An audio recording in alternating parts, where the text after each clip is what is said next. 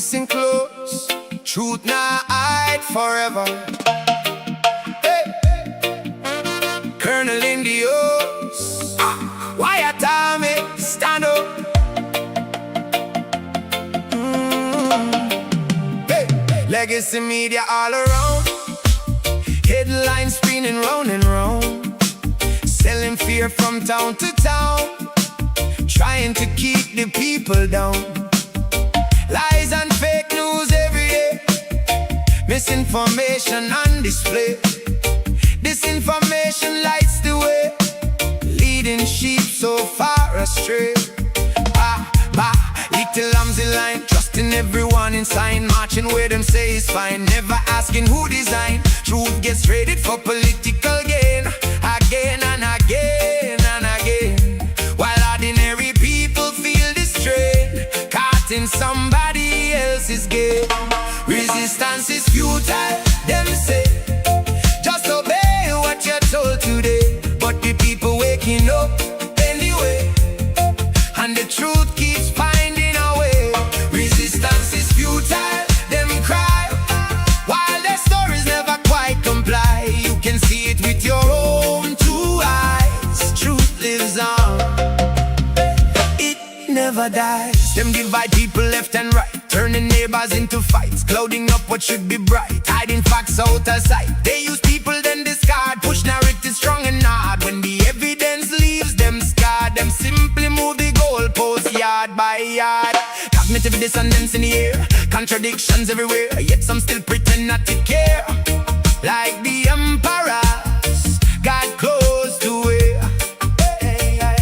But a movement's growing every day, not from rage and not from hate, just folks who choose to investigate before it's far too late.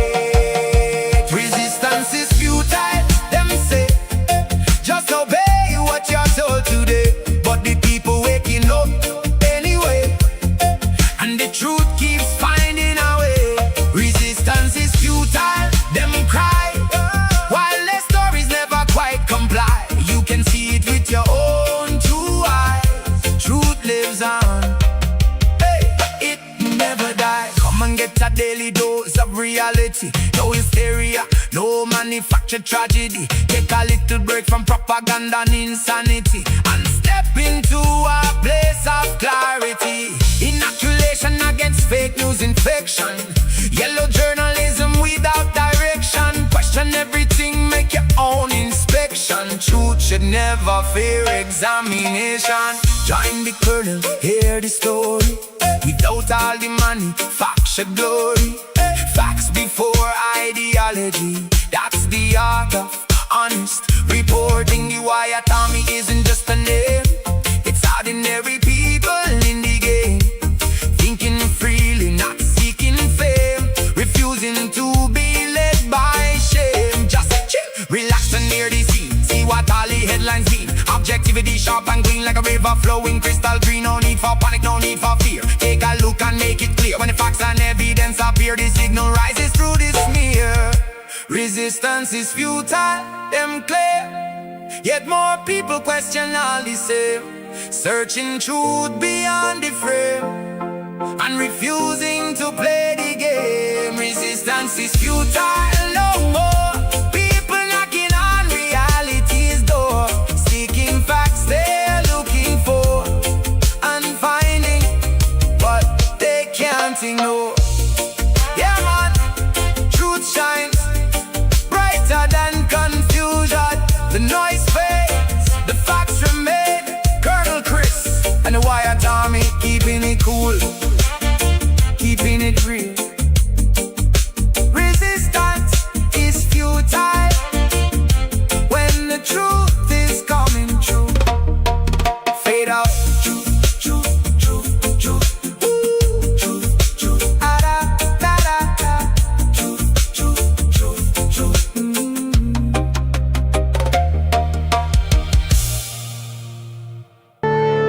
Marvin Divine. I'm saying bye to all the lies and all the times you cried, saying that I wasn't right, yet I was right by your side. You manipulator, playing games, your friends commentators, and I don't know what you say about our private conversations, but it's got them hating. Thanks to all the rumors you be claiming. It's cool, I'm done with you, so they can throw you a celebration. You gon' hate it when you see me with somebody living better. I'm trying to tell you that me just doing me gon' have you jealous.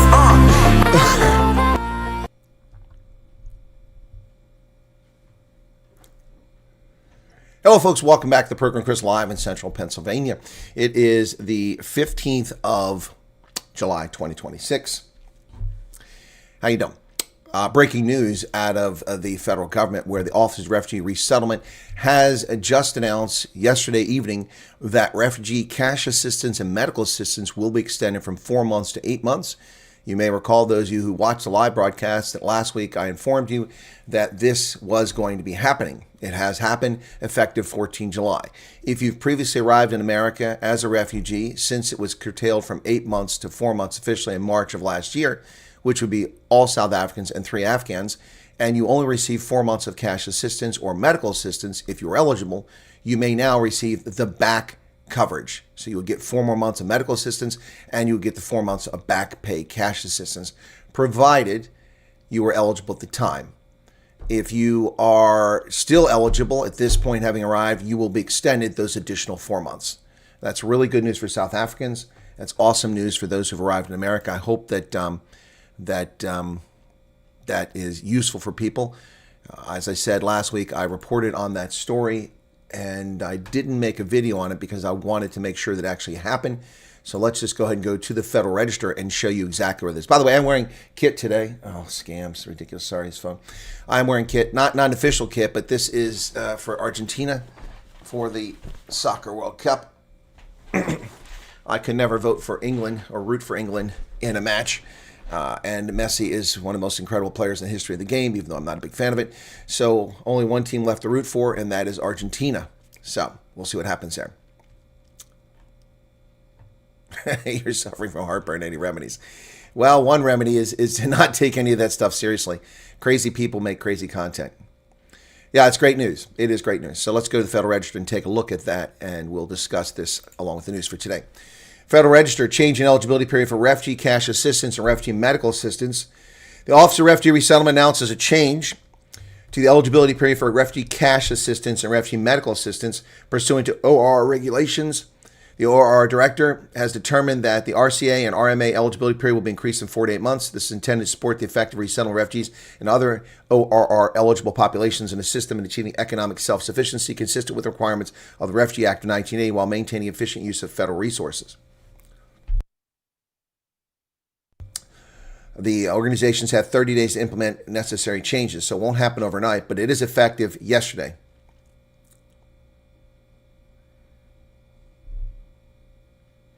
ORR eligible individuals whose eligibility date is on or after January 1st will be eligible for up to 8 months, provided they meet all applicable eligibility requirements. For individuals who receive fewer than 8 months, because the eligibility period was previously limited to 4 states, or replacement designees may provide additional months of assistance up to the 8-month maximum if the individual remains eligible for the benefits at the time individual assistance is provided. Alternatively, states and RDs may issue retroactive payments for months within the individual's 8-month eligibility period for which assistance was not previously paid. The revised 8-month eligibility period for refugee cash assistance, refugee medical assistance is effective on the day of the publication of this Federal Register. Last year, in February, when Arctic encouraged me to make videos to explain to people the benefits and entitlements and the process and investigations and all that, I made a video in which I said that refugee medical and cash assistance is supposed to be available for a period of 3 years under the law. However, it's never been funded that way. And in fact, recently it had been funded for just 8 months. And then in March, the Trump administration reduced it to 4 months. Now it's restored to 8 months officially. Yeah, I got the joke, Carl. I got the joke.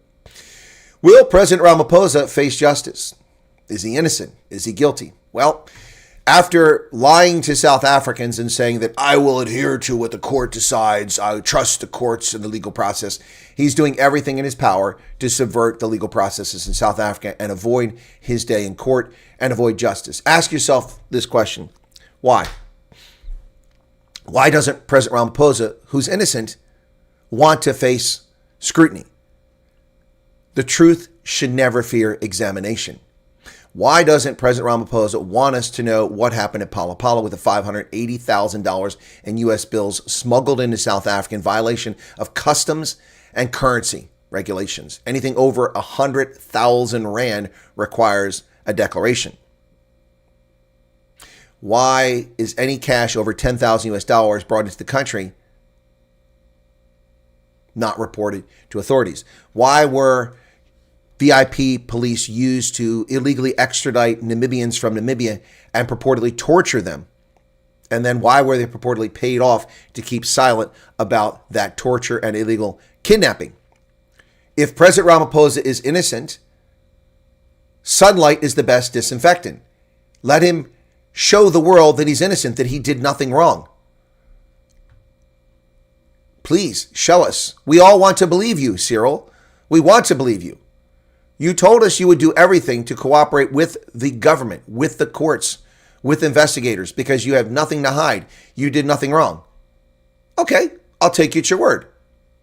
Now, I'm from Missouri. Show me.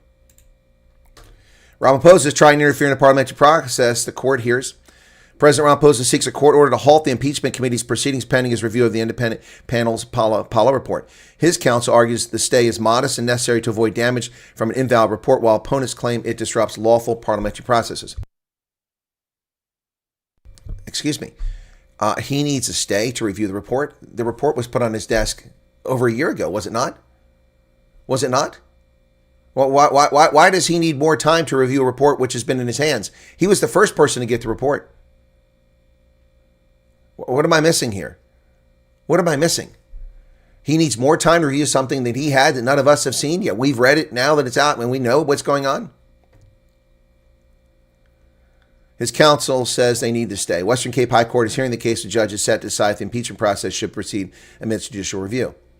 Well, that would be an overreach by the courts. The courts have no authority over parliamentary actions in this regard. Parliament has an obligation to hear this and to proceed with impeachment. The court, should it decide to intervene and prevent the impeachment from continuing, will violate South Africa's constitution. They have no such authority to do anything like that. Wow. Wow. Unbelievable. But remember, this is the guy that's going to cooperate.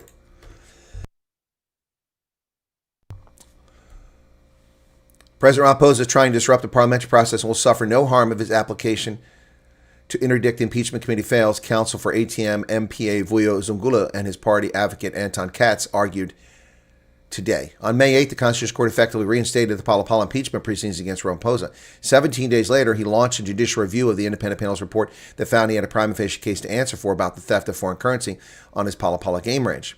At the time, the president said he would not seek to interdict Parliament. Of course, he's a liar. On June 12th, Ramaphosa then requested the Western Cape High Court order Parliament to halt the proceedings of committee until his review of the independent panel report was resolved. Does he need 25 years like Jacob Zuma to review the case? Do we need a Stalingrad defense here? Wow. Wow. If you ask refugee questions or make refugee comments during this live stream, my moderators will remove your comment. If you do it repeatedly, you'll be given a timeout. If after the timeout you come back and do it again, you'll be banned from the channel. Have a little respect and consideration. I'm reading today's news and I'm analyzing it. That's how it works. It's just, I don't understand why people behave this way. It's just, I need a break a second.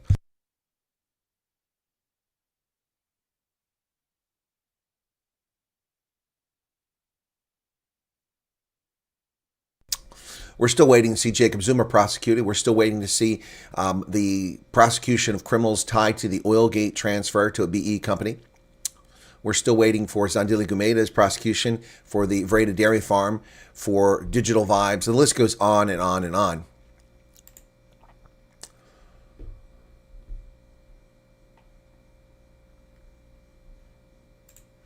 You can't dodge accountability. Ramaphosa under fire in the Phala Phala court showdown. President Ramaphosa's fight to stop Parliament's impeachment inquiry ran into opposition from four political corners and probing questions from a full bench on the first day of argument in the Western Cape High Court.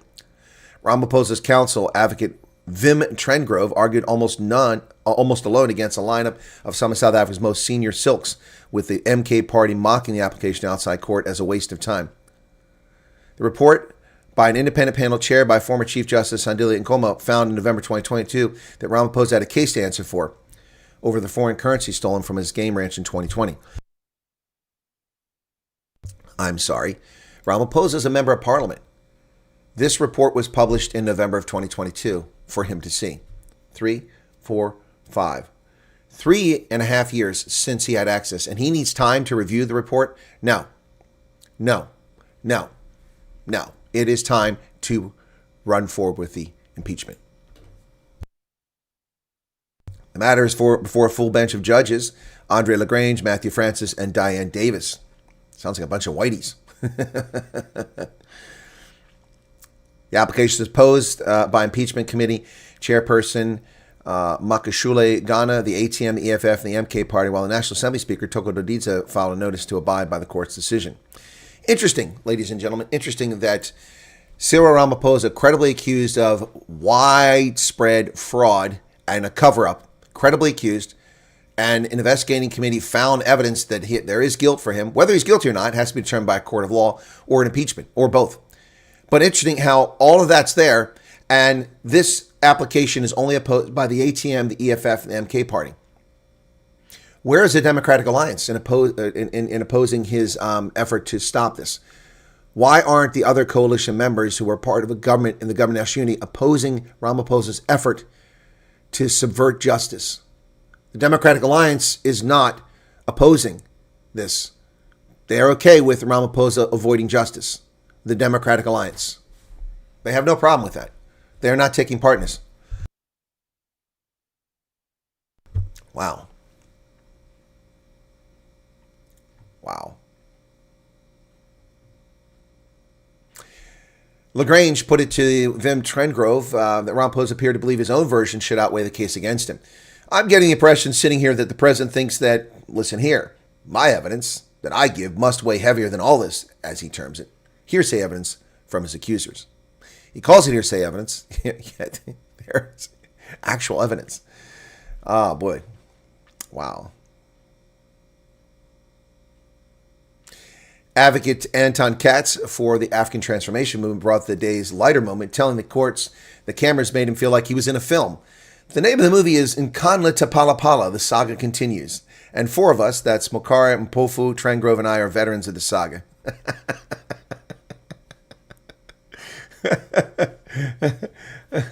Advocate Dali Mpofu, he's an ass, but let's see what he's got to say, delivered the day's hardest attack, saying the only harm Ramaphosa had pleaded was the humiliation of being held to account.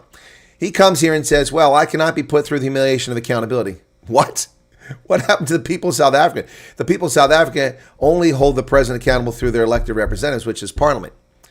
That's the only tool in the hands of the people of this country to get answers about what happened to Phala Phala. Okay, Dali Mpofu, I agree. Then why are you representing Jacob Zuma? Why have you spent 2 decades keeping him from facing justice? Yeah, these hypocrites. They argue, and then they make a counter argument on the same situation for 2 different clients. Mandela went in trial. Why not Ramaphosa? The judge asked President's lawyer about the Phala Phala saga. President Cyril Ramaphosa stands to suffer irreparable public humiliation and reputational harm if the Western Cape High Court does not issue an interim order halting Parliament's impeachment inquiry committee proceedings. This, according to his advocate, Vim Trendgrove. Very significant harm will be done to the president if the hearing goes forward and it is ultimately found the report is invalid. Why? Why? The president said he would cooperate. He would adhere to what the court found. How could that possibly be the case? How? What? How, I mean, come on. What are we talking about here? Something's not right here. Something's not right here. How the heck? How is that even possible? I don't understand how that's even an issue. How can you possibly say that? It doesn't make any sense. It's crazy. It's crazy. Whoa, what's this? Oh, no. Oh, here comes the sax. There it is. Cyril the waffle man stands in the haze. His words like syrup in a sticky maze. Leads like a noodle, limp and wet, promises made, but none are met. No backbone, no fight, fallen shadows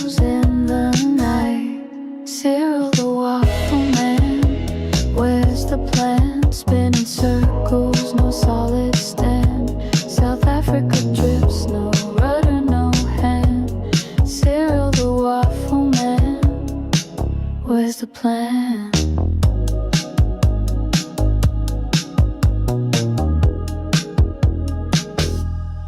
Poverty creeps, it's a thief in the dark. Empty pockets, no spark, no mark. Crime's a beast with 1,000 teeth. It bites, it scars, no sweet relief. No backbone, no fight. Falling shadows in the night. Cyril the waffle man, where's the plan? Spinning circles, no solid stand. South Africa drifts, no rudder, no hand. Cyril the waffle man, where's the plan?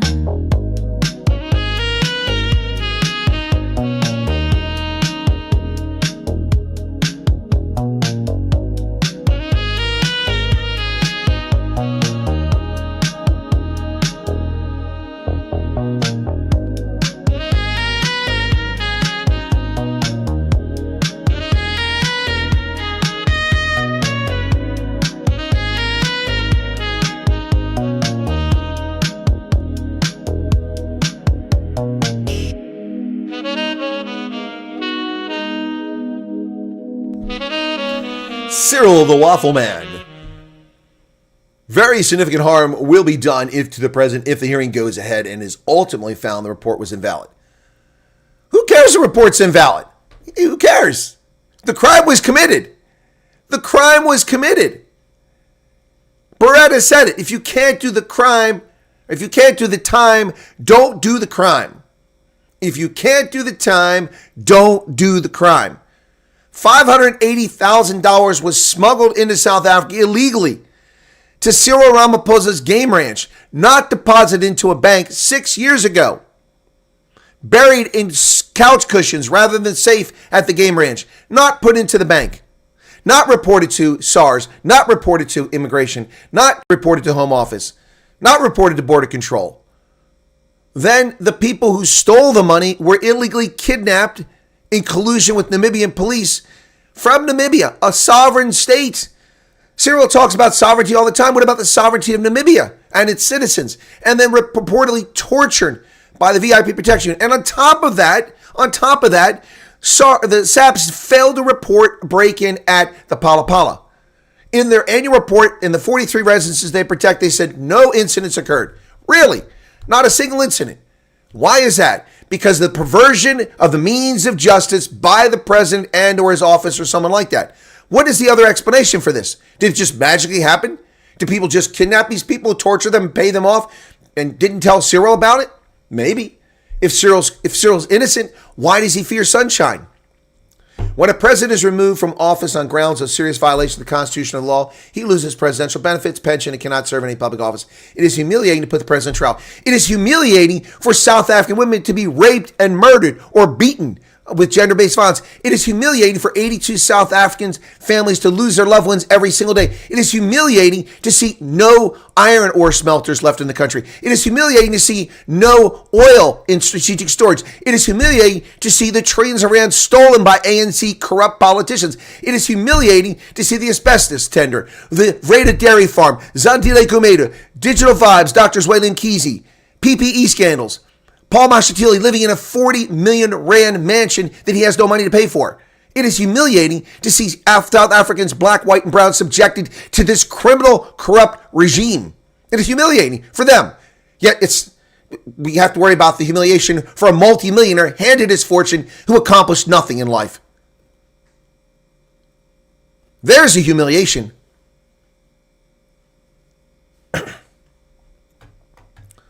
Trent so without interdict, the impeachment inquiry proceeded would have far-reaching implications for the president, while the report triggers the entire process remains a subject question review. And this is comical. Cyril Ramaphosa, it would be humiliating. You think it's not humiliating for the Democrats to subvert the rule of law with bogus criminal case against a president, including a cooked-up fake document scandal in which the FBI planted top-secret documents at Mar-a-Lago? You think that's not humiliating? You think it's not humiliating for the media to disparage a president who committed no crimes and be drugged to the court and be fined an unreasonable amount of bail in violation of the U.S. Constitution of $500 million? You think that's not humiliating? Screw his humiliation. He's lied to everybody. Foreign direct investment, $100 billion. Where's the $100 billion? Hasn't materialized. Jobs, gender-based violence, accountability. What do we get? Insurrections in KZN in 2021. The end of aid for South Africa. Chumming up to terror states. The chief of the defense force going to Iran, pledging his fealty, bowing before a terrorist in the Iranian Revolutionary Guard Corps. We get John Steenhuisen, can't pay his credit card bill. Of course, he's the white minister. Going to Vietnam to sell $10 worth of stone fruit. And Dean McPherson flying to Brazil with his boyfriend at government expense. We get 0.06 GDP growth. Inflation of 4%. Population growth at 1.2%. South Africa is becoming demonstrably poorer by the day, while the ANC and the GNU become richer, padding their pockets. And on top of that, they get caught red-handed with their spies at the Oak Ridge Nuclear Research Laboratory in Tennessee. But what have we done? What do we do to defend the Americans? You've offended everybody. Everybody, every rational person on the planet who spends 5 minutes looking at South Africa is offended by what's happening in South Africa. All are offended. All are offended. All are humiliated by what the ANC has done to South Africa. And they're willing accomplices in the Democratic Alliance. March in March uses 67 Mandela minutes to remove illegal immigrants from Madiba's province. March in March, Eastern Cape organizer Azola Morano says the group will use its 67 Mandela Day minutes on Friday to clean all major towns of undocumented immigrants. And you have domestic terrorists running the country, gangsters and cartels in the taxi industry, in the construction industry, murdering people they believe are witnesses. The death of Armand Swant, executed, over 30 bullets fired into his body. He wasn't even a witness. He wasn't the whistleblower. That's how incompetent these gangsters are. And you have an oligarchy of a handful of major holding companies that own all of the retail shops, all of the eateries, and all of the mines. Wow. Domestic terrorists directing South Africa's domestic and foreign policy. That's what you have happening here. While many South Africans prepare to spend Mandela Day giving back to their communities in honor of the late President Mandela, an anti-immigrant group in the Eastern Cape has unveiled a very different agenda. The group's leaders say they will use their 67 minutes ahead of Madiba's birthday on Saturday to clean the province of undocumented immigrants. They have warned that the campaign will be carried out in major towns in the province. The announcement comes as the group vows to intensify its anti-immigrant campaign following the arrest of one of its members. Wow.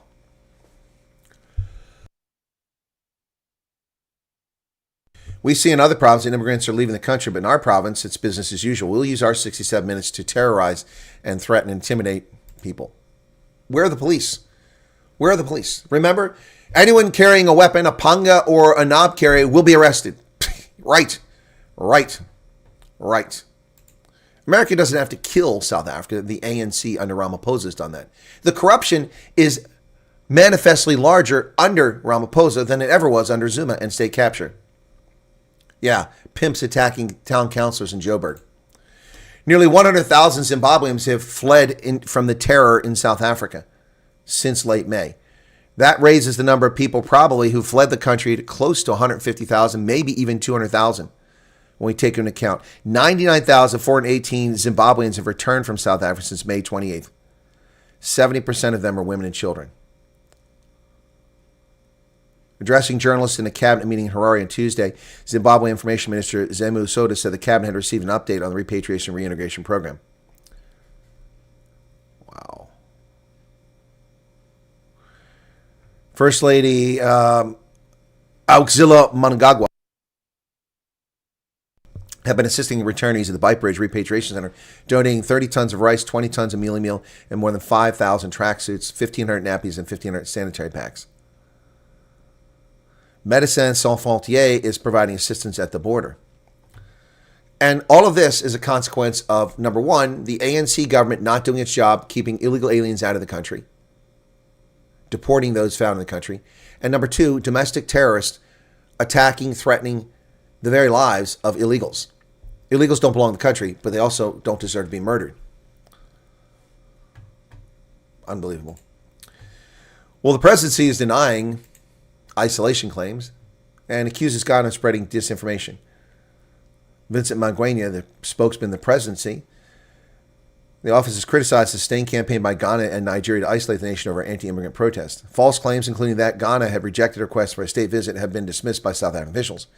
South Africa condemned disinformation, urging diplomatic accuracy from Ghana's High Commissioner. South Africa condemns disinformation. Really? Really? The major producer of disinformation condemns it. Well, it suits your needs with vaccine apartheid, which was a lie. It suits your needs with calling Trump a racist. It suits your needs. You lie about the United States. You lie about U.S. foreign policy. You lie about trade. You tell the public in South Africa you have a trade delegation negotiating to get rid of the tariffs when there is no such thing taking place for a year. You lied about Simonstown and Lady R.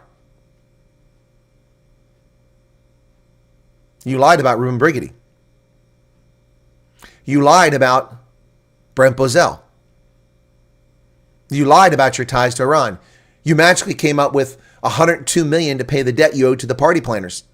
Years after the fact and after judgment, and after the sheriff went to Lutuli House to confiscate your items after he inventory them. You lied about your campaign financing for the national election 2024. Who is the purveyor of disinformation? Well, South African media for one, but the ANC for another. Lutuli House. I mean, Joseph Goebbels would have been proud of Lutuli House and his disinformation. Unbelievable. Well, ladies and gentlemen, no Starlink, but the non-existent Amazon low Earth orbit is coming to South Africa. Amazon's LEO project will be allowed in because the Amazon paid a token $20 million bribe to South African officials for BEE. Just a second, hang on.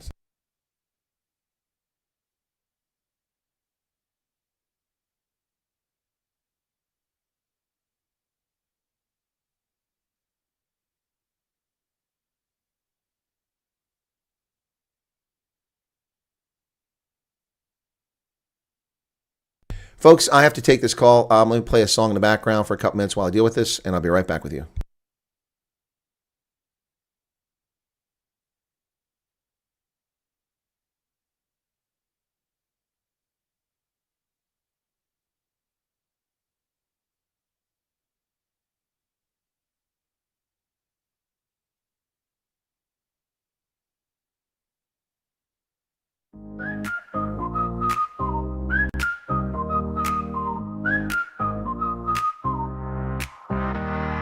Down by the lot near the old cafe where the sun fries cars all night and day, there's a wild crew doing what they do. Yeah, you know them, the parking lot crew. Refugees with moves so tight, waving cars in left and right. 10 ways to say, yo, park that straight. 12 for bro, you're 20 late. Neanderthals in safety vests, snack in hand, but doing their best. One grunted loud, broke out in a jig. Turns out he just wants a parking gig. Canines bark like they run the block. Chased a drone down, beat the clock. One gave change with a tail wag spin. That dog's got tips and a toothy grin. Who you gonna call when the lot gets loud? Parking cones up and they're drawing a crowd. Whistles blow and the scooters fly. It's the parking crew and the riding high. From the streets of town to the lot bazaar, they'll guard your ride like a superstar. Yeah, from Josie streets to America, it's the funky, fearless parking lot crew.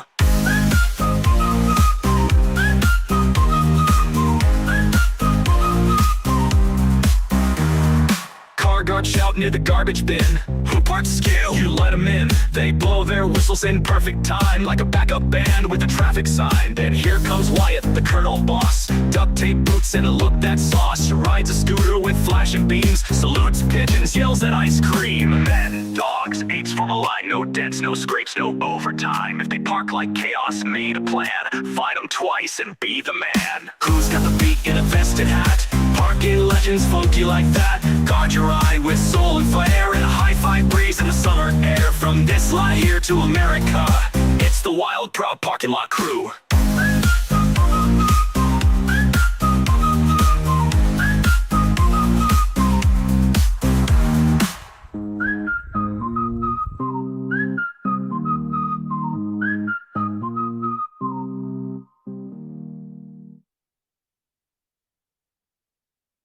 taking place. Some Palestinians are being charged up to $2,000 I'm not going to a seat. South Africa for the G20 because I think their policies on the extermination of people are unacceptable. So I'm not going. So I won't refer to anything having to do with South Africa. South Africa has behaved extremely badly. But to pursue the agenda of white supremacy. You think Trump is pursuing a white supremacist agenda? Yes, I think so.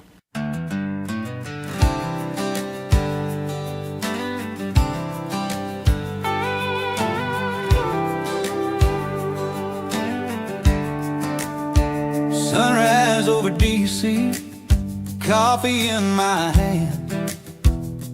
Saw the headlines from a faraway land, South Africa's politicos running their mouth again about America and me.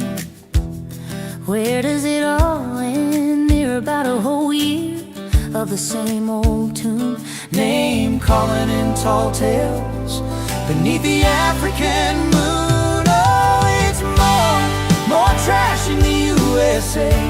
I declare, while their own folks are struggling beyond all compare, pointing fingers outward, ignoring what's inside. For Afrikaners and minorities, nowhere left to hide. Well, this cowboy's had enough, patience wearing thin. Gonna tell the world the truth. Where do I begin? They talk about freedom and justice for all, while their own people are answering a different call. Farmers on their homesteads, living in fear and dread. Minority voices silence words left unsaid. Promises like tumbleweeds blowing in the breeze, while their leaders keep on preaching, bringing us to our knees. Oh, it's more trash in the USA. I declare, while their own folks are struggling beyond all compare, pointing fingers outward, ignoring what's inside. For Afrikaners and minorities, nowhere left to hide. Well, this cowboy's had enough, patience wearing thin. Gonna tell the world the truth. Where do I begin? I tried to stay quiet, let it roll right on by, but a man can only take so much beneath God's sky. That's the honest truth. When you see folks suffering, it just ain't right. Gonna set the record straight.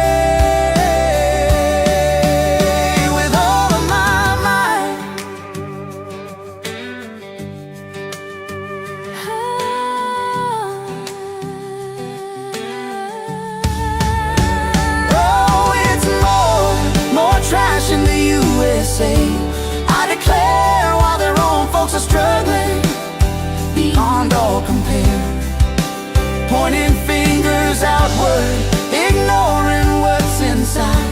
For Afrikaners and minorities, nowhere left to hide. Well, this cowboy's had enough, patience wearing thin. Gonna tell the world the truth. Where do I begin?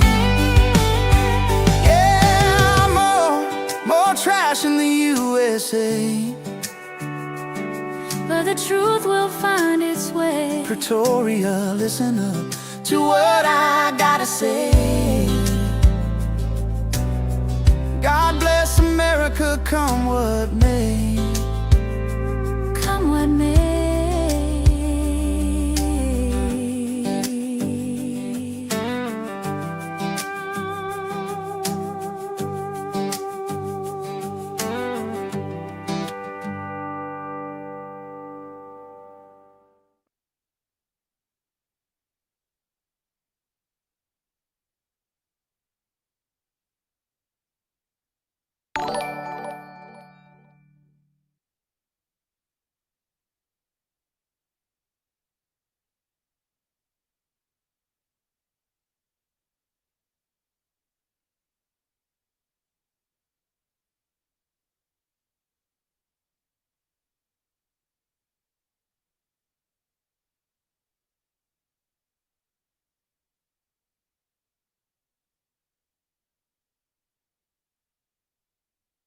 Sorry, guys, that was my internet provider. I elevated the case to the Federal Communications Commission.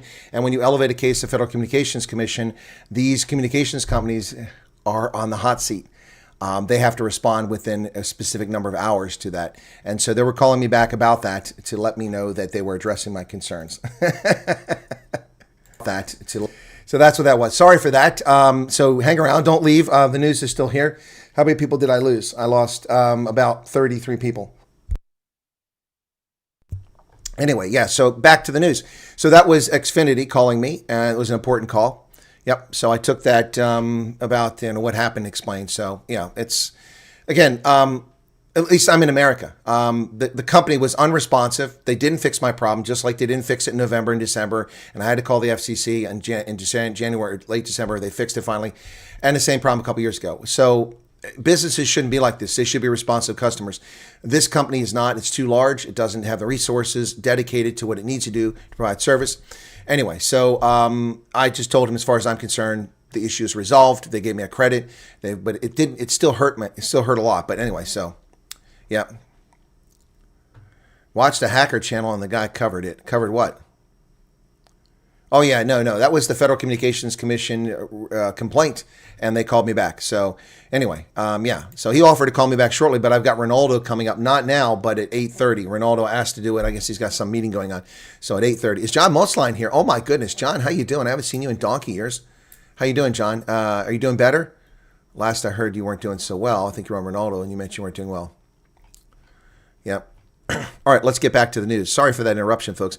So at 8:30, which it is now 7 o'clock in South Africa, so an hour and a half I'll be on with Ronaldo. And thank you for your membership, Mariks. Appreciate that. Okay. Yes, Just Other Girl says at least you had somewhere to go get things. But in that's like calling, it's like calling the minister to resolve your problem. You shouldn't have to call a minister. Yeah, we all went a long run. Okay, let's get back to the news. So Amazon is going to provide satellite broadband services to South Africa. Magic how that happens. Thank you, Joey, for your membership. Appreciate that. Magical how that happens. Magical, isn't it? No Starlink, but we're going to get an unproven Amazon low Earth orbit situation into South Africa. Now, why is that? Because they've got BEE partners. They've given away their equity to enough black folks to get into it. HeroTel is bringing Amazon Leo to South Africa, which is designed to deliver high-speed internet to customers beyond the reach of fiber and fixed wireless. HeroTel, owned by Maziv, has entered into a distribution agreement with Amazon and will bring the satellite-powered internet residential service to customers in South Africa. It's a low Earth orbit satellite network and a competitor to Starlink, a network from Elon Musk's SpaceX. It is expected to launch commercially in South Africa in 2027. Interesting. There you go. Detlof Mare, the group CEO, Saleh Malatsi, Funsale Bota, 2 last names, and co-founder of HeroTel, David Zapolsky. So interesting, Amazon and Braindead is also, Braindead is coming to South Africa. I played no role. I had nothing to do with it. The credibility of Fikile Mbulula is in question. He says he had nothing to do with the TRC. Says he received no briefings, attended no meetings, and holds no documents related to TRC cases. Given how often he's lied to the public, does he have any credibility? ANC Secretary General and former Police Minister Fikile Mbulula has denied having any influence, exerting pressure, or colluding with anyone to prevent investigations, prosecutions of Truth and Reconciliation Commission cases. He appeared before the Kampepe Commission in Newtown, Johannesburg, where he was expected to answer questions regarding what he knew about policies and decisions affecting the investigations during his tenure as police minister from 2017 to 2018. As Minister of Police, I possessed neither of the statutory powers. Well, it doesn't matter whether you had the powers or not. We've seen ANC officials interfere. We've even seen now EFF leader Julius Malema interfering in legal matters where he has no authority. Yes. Harith Aviation, well, that sounds very Anglo-Saxon, not. Harith Aviation now will be able to successfully steal SAF Air. No, they're not stealing. I'm embellishing. They're not stealing. BE, they're getting the company for a song of $450 million after a private Irish company saved what became Safair and built it into the dominant domestic carrier in South Africa with reliable, on-time, friendly, efficient, and affordable air travel across South Africa. Now they must give it up to a BE company. Yes, the racism is prevalent throughout South Africa's economy, and here's another case of it. Thank you, Big Dutch, for the 70 Rand. Good to see you. Enjoy your channel very much. The news is always accurate and true. Hopefully there will soon be, well, very good. Thank you for that. Yes, the deal is honestly not a BE compliance issue, is clearing with final hurdles. No, it's not a BE compliance issue. But that's smoke and mirrors, Mr. Lindsay Shutters. That is smoke and mirrors. That is smoke and mirrors. It doesn't matter whether it's BE. It's a foreign ownership thing. And who profits from it? Who profits from the requirement for airlines be 75% domestically owned in South Africa? Who profits from that? BE companies. Because who else can they give it to? You can't sell it to Whitey. You can't sell it to the coloreds. You can't sell it to the Indians. You can only sell it to the black South Africans. And who are they? The corrupt caters and others. Racism wins again in South Africa. No, it's not a BE issue. Except it is. It is. Lindsay, it is a BE issue. Yep. If there was no BE, then selling it to a domestic concern would not be an issue. Would not be an issue. How soon before bags go missing? How soon before they sack Kirby Gordon?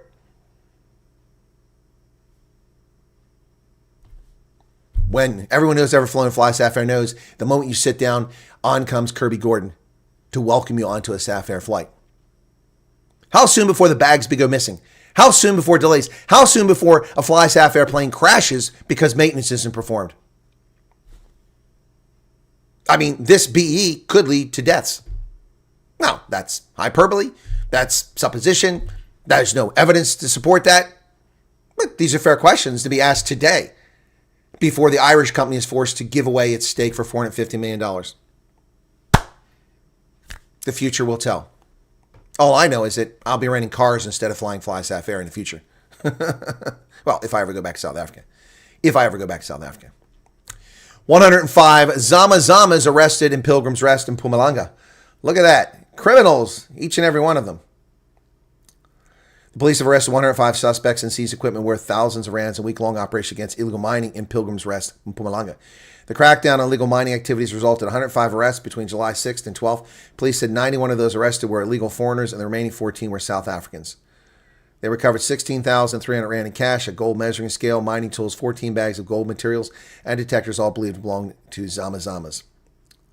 The arrest of 91 undocumented people highlights how illegal mining is linked to broader issues of border security and exploitation. We are committed to ensuring that those involved, whether miners, buyers, or financiers, face the full might of the law, says the Mpumalanga acting police commissioner.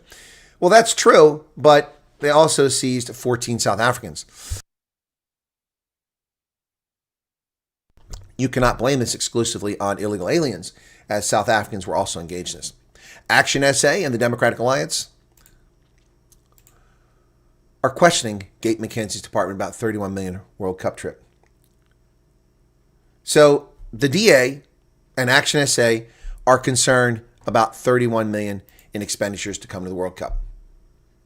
That's less than $2 million. Less than $2 million. But they don't care about Cyril Ramaphosa trying to evade justice over torture, kidnapping, perversion of the ends of justice, illegal money laundering. The DA is not speaking up against the effort by Ramaphosa to dismiss the report and dismiss the impeachment, but they are concerned, more concerned about this. Just like John Steenhuisen was more concerned about stone fruit in Vietnam than he was about trade with the United States, a real partner.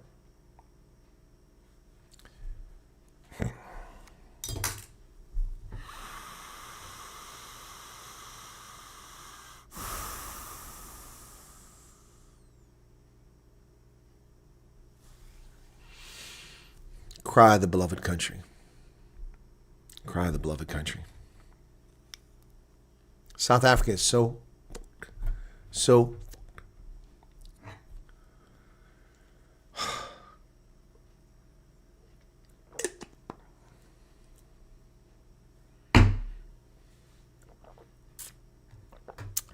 this is what they're concerned about. World Cup expenditures. It wasn't 50 million. Sports, Arts, and Culture Minister Gate McKenzie was a frequent sight in North America on television and social media during the World Cup. Total cost of the trip, including departmental officials and sports staff, is estimated at 31 million rand before invoices are reconciled. It's angered the DA and Action SA, who submitted parliamentary questions. Why? Why? Why are you distracting? Are you distracting?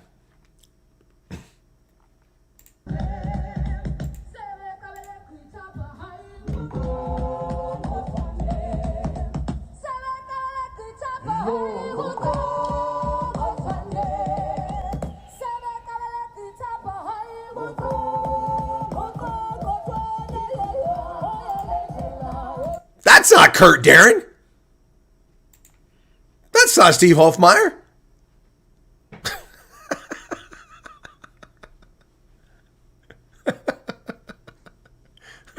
That's not Kurt Darren. Oh my goodness. AfriForum is calling for transparency related to the BrainSat, a new state-backed satellite internet and phone company. Civil rights organization AfriForum has sent a request in terms of the Promotion of Access to Information Act to the Department of Communications and Digital Technologies, requesting detailed information and clarity regarding Deputy President Paul Mashatili's recent announcement of the launch of BrainSat. This, of course, is the broadband provider that can deliver 14 kilobytes of data over the Thoriya network. Oh, my goodness. Well, unlike News 24, which buries its retractions behind a paywall every time it's found guilty of smearing or besmirching or libeling an individual, unlike News 24, the Times Live, well, get credit. The damage is done, but they did publish this where people can see it, I believe. I don't think it's behind a paywall. Retraction and apology issued today. On January 23rd, 2026, the Times Live published an article with the headline, "Principal Accused of Sexual Harassment Ousted After Lengthy Legal Battle," which was a lie. In the article, we reported that Mr. Llewellyn Bergran had been removed from his post as principal of Murchison's Preparatory School after a lengthy battle over allegations of sexual harassment of female teachers, nepotism, and professional misconduct. The article omitted to report that the order setting aside his appointment was agreed to by Mr. Bergran, and that he had in fact been found not guilty of sexual harassment, and that he was not charged with nepotism or intoxication while on duty. We regret the important omission in the article and apologize for any damage caused to his dignity and reputation. How about some financial consideration? The man doesn't have a job now. How about that, Times Live? How about you pay him his missing salary? But at least they did it, unlike News 24, which hides behind the paywalls. We're not playing games. This isn't FIFA. We're not playing games. The South African Human Rights Commission scolds Northwest officials over sewer, water crises. We're not playing games. Really? What happened with Nobs and Kesey? Notable. What happened there? Anyone want to tell us? Anyone want to tell us? What happened there? What happened there? So we're not playing games, says Commissioner Henk Boshoff. The Black Supremacy Commission, also known as the South African Human Rights Commission. A hearing into service delivery failures in Northwest has started with a scolding of municipal officials who were asked to explain why the South African Human Rights Commission had been forced to subpoena them to attend. But, Pizza Party gave a gift. Thank you for that membership. Former Durban Mayor Zandile Gumede is now a member of the MK Party.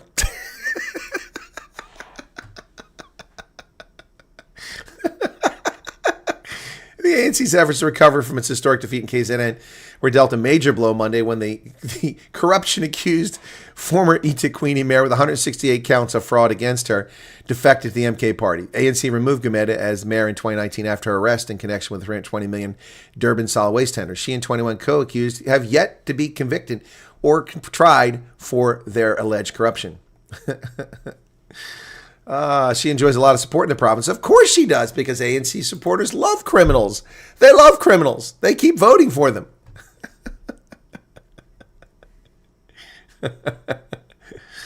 Her legal woes continue to dog her political career. No, they don't. She was appointed to the provincial legislature without any remorse whatsoever by the ANC. They tried to secretly appoint her. She was put into it. Nothing. They have no remorse. They have no remorse whatsoever. Zandile Gumede, give me a break. You can't make this stuff up, folks. It's ridiculous. It's ridiculous. A small South African town where the People earn an average of 19,000 Rand a month. Where's this at? It's not in Mundenberg. It's not in Kailicha. It's not in Alexandria. It's not in Chatsworth. No, it's not in Shoshone-Guvwe. Where is this? This is in Clanwilliam. What? Why? Because of rooibos tea. Yep. The small town of Clanwilliam in the Western Cape is a key site for the cultivation and production of rooibos tea, which has an export value of 900 million Rand. 200 kilometers north of Cape Town in the Olifants River Valley, has become known as the rooibos capital of the world. It lies within the Cedarburg area, the only place on earth where rooibos grows naturally, making it the center of an industry that exports the tea to more than 60 countries. Clanwilliam is home to just over 5,400 registered taxpayers, with an average taxable income around 229,000 Rand per year, or 19,000 per month. That's incredible. That's incredible. Things are looking good there. The industry supports 8,000 jobs across processing, farming, and the broader supply chain. As demand for rooibos continues to grow internationally, protecting its South African origins become increasingly important.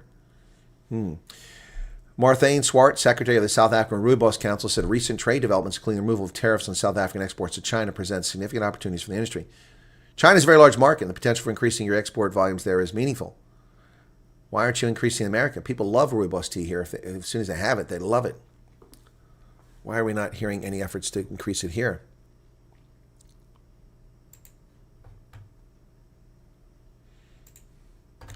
South African rugby is not greedy. No, Mark Alexander wants you to know it's not greedy. It's not. It's just that we can't make money in South Africa, so we have to take our games abroad. What? South African rugby president Mark Alexander has rejected allegations agreed over ticket pricing, or as we call it, ticket gouging, insisting that hosting test matches locally is more expensive than doing so abroad. What? What? Alexander admitted the decision to host 2 All Blacks tests at FNB Stadium was driven by profit, but defended it as part of a broader strategy to make rugby financially viable. Springboks face Wales in their final Nations Championship match of the Southern Hemisphere leg in Durban on Saturday. On Monday, SA Rugby revealed that it would review its ticketing model after facing backlash from the public over exorbitant ticket prices, which were heavy on the pocket during the current economic climate. We do not have millions that go around if you look at our financials, so the story about being greedy is unfair. The biggest beneficiary of the test that we bring are our governing provinces and the cities. So naturally, you're going to take it overseas. Last year, we hosted Australia, and if you look at the economic impact, it was $266 million to the economy of this region, Johannesburg. It's more financially viable for us to host a test abroad than to host it locally. It's not easy. It's an expensive exercise to deliver a test. Coming here to the 94,000-seater FNB Stadium, which is what's the next big stadium? Ellis Park, and that's the only reason we're here. Historically, we always fill stadiums with the All Blacks. We never really fill with the other partners in Sanzar. We are a partnership with New Zealand. We are 50-50 partners, and we'll be 50-50 partners in 2030 as well. Interesting. Interesting. So, Saru says it's not greedy. It's just expensive. So, obviously, they must be paying the people selling beer, they charge $15 for beer like they do in the Meadowlands? Do you pay $15? Do you pay $15 for beer at Loftus or at Ellis Park? I'm curious. Is that what it costs? Let's just do the math on it. $15 for a beer at the Meadowlands times 17 Rand. Do you pay 255 Rand for a beer? Do you?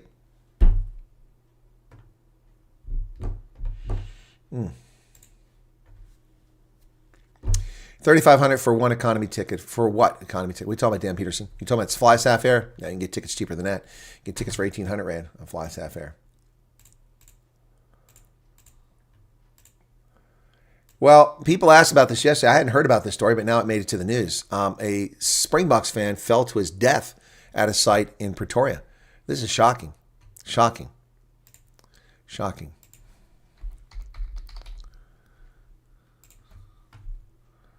Shocking.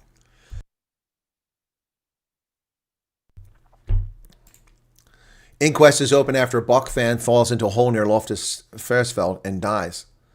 Police have opened an inquest docket after a man fell into a hole in an excavation site and died near Loftus Versfeld. The deceased Hugo Vandenberg, who went to watch the game, was separated from his family as the crowd dispersed from the stadium.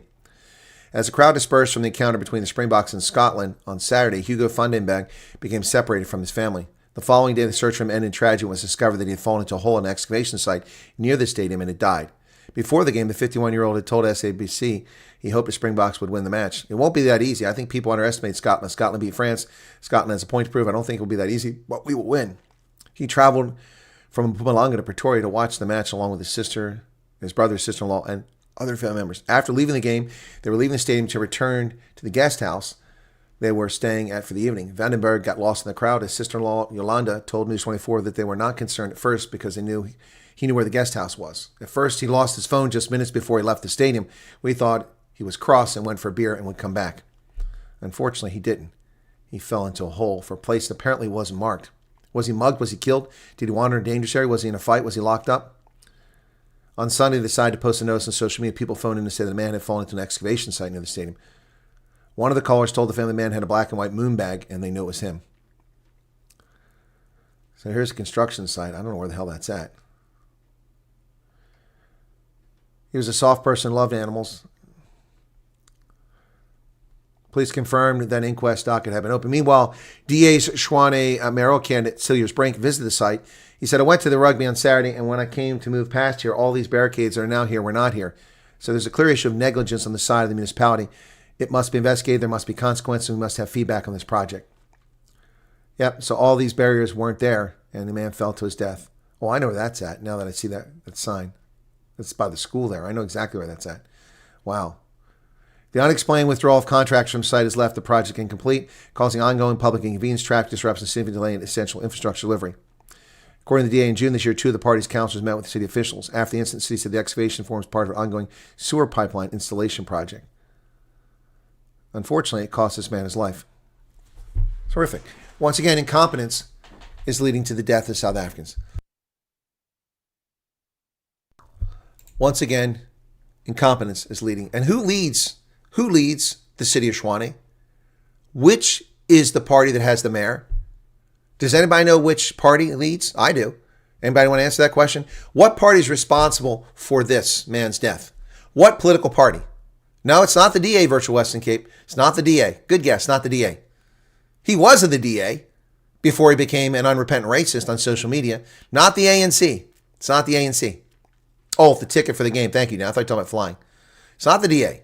It's not the DA. Cilliers Brink is a candidate for mayor. The DA doesn't run Shwane. Anybody up on this? So, come on, guys. It's not MK, not EFF, not no. Thank you, Eugene Rue. Action SA and Herman Mashaba. Action SA and Herman Mashaba. Action SA and Herman Mashaba. That's right. They are responsible for the death of Mr. Vandenberg. They are responsible for their negligence. Switching our attention from South African news, folks, U.S. authorities are banning Americans from returning to the U.S. amid the Ebola outbreak, which is now spreading, and they've lost control of it in the Congo. Now they can't even do contact tracing.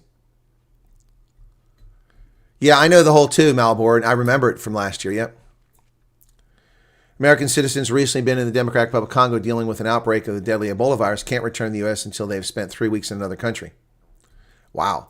New restrictions from Health and Human Services Department put in place this week. U.S. citizens who've been in the Congo will only be allowed to board a flight home once they have spent 21 days in the country outside of the DRC.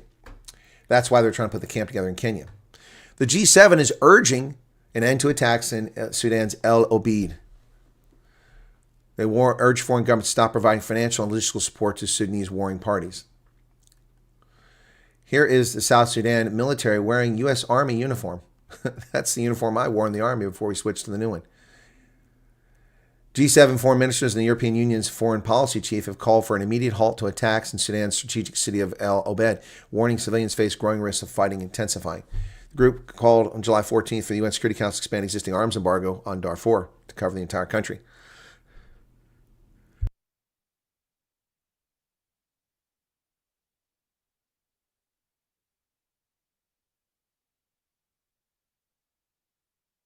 I'm trying to sneeze, sorry.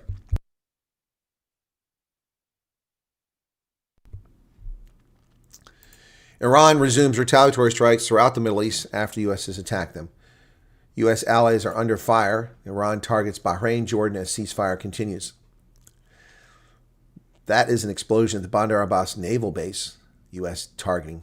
3 Corsair unmanned surface vessels blew up there. Those were the Navy drones that the U.S. military used to blow up sites in Bandar Abbas. What should be most concerning for the Iranians is that these 3 unarmed pleasure boats sailed right up to their docks and blew them up and blew up their submarine. That should concern them. We can reach right in physically. We don't have to fire from 30 miles away. We reach right in. Dan, ask your question at the end, please. U.S. and Iran exchange strikes for the 5th straight day. U.S. launched new attacks against Iranian targets hours after Iran targeted American military sites in the region. There are mourners at the Ayatollah's funeral service. Central Command, which oversees forces, said that it launched a new wave of strikes on military targets, even did a daylight raid today. New round of strikes targeting Iran's ability to threaten the Hormuz. Well, why didn't this happen 3 months ago? At 6 a.m. today, Central Command force began launching a wave of strikes against Iran. Daylight strikes, 5th straight day of action against Iranian targets. 5th straight day. U.S. military will be out of Iraq by the end of September, according to the Iraqi Prime Minister and the Pentagon. U.S. military will leave Iraq at the end of September, American and Iraqi officials said, following a 23-year presence that started in 2003 invasion against Saddam Hussein and with much smaller operations against Islamic State group. President Trump, standing alongside Iraqi Prime Minister Ali al-Zadi at the White House, said, "We don't think we need the military there anymore." Yep. Well, that's long overdue. 23 years after we went in there. That's a whole career and then some. Intruders in Japan. Brazen Japanese bears are breaking into homes and raiding pantries. They blame it on climate change and shifting demographics. Well, shifting demographics probably have a lot more to do with it. The perpetrators are between 2 and 3 feet tall on all fours. On their hind legs, they can reach up to 7 feet. They're furry. They love food. They are, you guessed it by now, bears. An area of northeastern Japan is seeing a spate of attempted and sometimes successful break-ins, according to local news reports. Asiatic black bears were sighted in Iwate Prefecture, causing residents to install traps, electric fences. One bear came inside right where my father happened to be sleeping, said Yuta Matsubara. He noticed the bear, turned around and shouted loudly, causing it to go back outside. The bear tried to come back in later on, was captured on video. Not only are the perpetrators savvy, it's possible they are repeat offenders. Hey, boo-boo, I want a picnic basket. Hey, Yogi the bear. And Japanese bears, they just want the picnic baskets, Yogi. That's all. They just want the picnic baskets. They're hungry. This is what happens when you invade the territory of other species. They're there. They're hungry. They want to eat. China illegally ignores the South China Sea court decision by the International Court of Justice, the ICJ, which the ANC holds such high esteem for. 14 nations, EU call on Beijing to abide by international law, and the Chinese are renegades ignoring international law.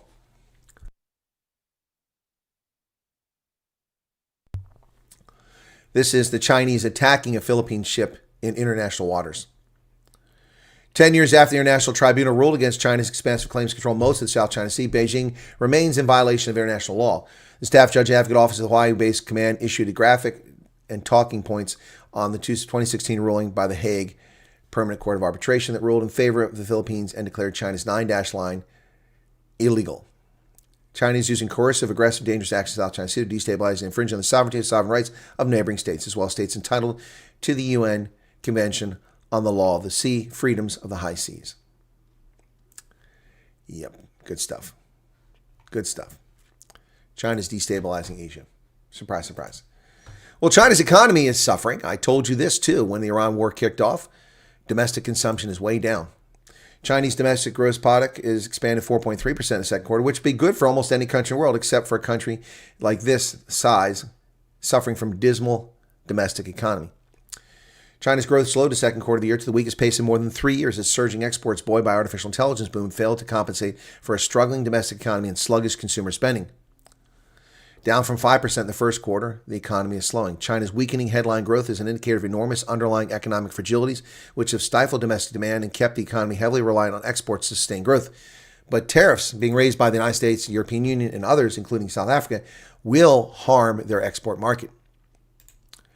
Nearly 1 million Australians have cancer. That's insane. There's only 30 million people in Australia. And breast cancer is the most common. A new study by the Australian Institute of Health and Welfare estimates that 969,000 people alive at the end of 2025 have been diagnosed with cancer over the last 10 years. That's crazy. Of course, not surprising. Australia has a lot of skin cancer. It used to be the #1 cause of death in Australia was skin cancer. All these light-skinned Europeans European origin, living in this blazing hot continent. At least 6 killed in a Brussels building fire. At least 6 people were killed and 2 injured in a fire Tuesday in a building being renovated in downtown Brussels. Authorities in the Belgian capital said that their bodies had been found in an elevator. What a horrible situation. What a horrible situation. First responders struggled to get to the lift shaft where at least 2 elevators had been blocked. 6 bodies were found in one of the elevators. King Philippe toured the site several hours later along with Prime Minister Bart de Wever. Not good. Jed Spence, the first Muslim for the 3 Lions. England's first Muslim player lifts hope. Britain swells with pride over the 25-year-old, the first Muslim to wear the England jersey at a FIFA World Cup. Here he is, praying to Allah in the middle of the game against Norway. He kneeled on the pitch and raised his hands skyward to thank God after England beat Norway in the World Cup quarterfinal. Being the first Muslim player to represent the 3 Lions, it meant everything, something I've always wanted as a kid. But what makes me happy is a lot of kids can look at me and be inspired. I feel it's bigger than me, and it's great for generations, the 25-year-old said. When I found out he was Muslim, I just liked him even more, said Zayn Godal, a 23-year-old England fan in London who has followed Spence's run closely. He has a soft spot for Muslim players because you can see yourself in a bit of them. He's new to the faith. He converted to Islam a couple years ago. He's a role model. Must continue what he's doing.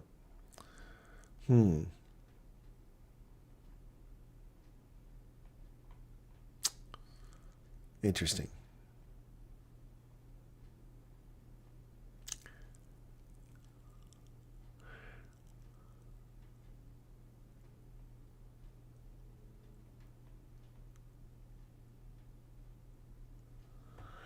Well, Spence, this article had something you're calling an achievement. It's not an achievement. So he converts to Islam. He's a Christian who converts to Islam, and that's an achievement for Islam. Are we tracking the number of Episcopalians playing for England's side? Church of England? No, England's not going to win today. You see I'm wearing Argentina kit today. Lionel Messi. That's who I'm rooting for. Cuba plunged into a third nationwide blackout. The failed communist experiment. Cuba suffered another blackout of the national electric system on Tuesday, leaving the entire country without power. Officials said it was the third such incident in 2 weeks as U.S. oil embargo stresses the island's grid. Communism doesn't work. The ANC should take a look at that. Well, it's time to sue Canada for poisoning our air. They're upset about our acid rain, which destroyed their maple forest. Now we're upset about our lung quality and Americans being killed by their wildfires. Air quality in Canada's largest city was at times the worst in the world on Wednesday as wildfires across Ontario sent smoke drifting into New York City and beyond. Look at all that smoke coming from wildfires. Are they really wildfires? Look at them. They're amidst tons of water and basically a wetlands. Wildfires have swept across Ontario, prompting dozens of communities to evacuate. Parts of Canada, including the most populous city, woke to orange sun obscured by hazy sky. Here is the pollution, and it's coming right here in Pennsylvania. This map shows it skirting us. That was today. This is this morning, and the projections, it'll just skirt right past here. Look at all that pollution. Here you can see a different projection. My sky's going to turn to crap here shortly. 100 million people in the U.S. may face unhealthy air quality. Shall we sue Canada and Mark Carney for polluting our skies? I think we should. The Trump administration wins a key $26 million settlement with the Keystone XL pipeline operator for an oil spill. Crews cleaned the area where the ruptured Keystone pipeline dumped oil into a creek in Washington County, Kansas in December of 2022. You can see that the creek looks black. Trump administration announced Friday it reached a settlement over a 2022 oil spill in Kansas from the Keystone pipeline. South Bow LP, the owner of the pipeline, agreed to pay $26 million civil penalty and $40 million to make fixes and prevent future pipeline spills. Also agreed to pay the state of Kansas $3 million, money that will be put forward to restoring the environment damaged by the spill. Pipeline ruptured in December 2022, spilling more than 540,000 gallons of oil into a creek in nearby farmland. The 2022 spill was the largest ever from the Keystone pipeline, killing or sickening 2,700 animals. The crude oil slick, an inch thick, covered a width of the creek for 3.5 miles downstream of the initial pipeline rupture. Massive impact on the state of Kansas. But the Trump administration going after environmental transgressors. Well done to the Trump administration. Got a lot more news to get through here as we turn to the U.S. United States. Trump has dropped his ludicrous tax on ships through the Strait of Hormuz. Don't know where that idiotic idea came from. His proposal to impose a fee on shipping in the Strait threatened to increase global energy prices. U.S. military bombed more Iranian targets on Tuesday, returning the kind of intensive attacks that marked the start of the war. And Trump has backed off his 20% fee through the Strait. An Iranian-born man is found guilty of shipping U.S. tech to Iran. An Iranian-born man was convicted in federal court of conspiring to illegally export sensitive U.S.-made electronic components to Iran in violation of U.S. sanctions. Mahdi Mohammed Sadeghi, 47, dual U.S.-Iranian national. How can you be a no-national? Of Natick, Massachusetts, was found guilty following a 14-day jury trial, conspiracy, and 2 counts of violating International Energy Economic Powers Act. He'll be sentenced on October 13th. He worked with Mohammed Abidini, an Iranian businessman who remains a fugitive, to obtain sophisticated U.S.-made electrical components and route them through a Switzerland front company. From there, they were shipped to an Iranian company that manufactures navigation systems used in military drones and missiles for Iran's Islamic Revolutionary Guard Corps. So, he may have caused the death of American soldiers at that base, this gentleman. Reacher, $2. You like the shirt. Thank you very much. Yeah, it's Argentina.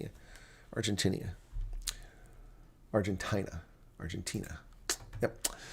Trump reverses a decision by ICE to suspend traffic stops. Just hours later, the president's move comes as federal immigration officer fatally shot a 26-year-old man in Maine.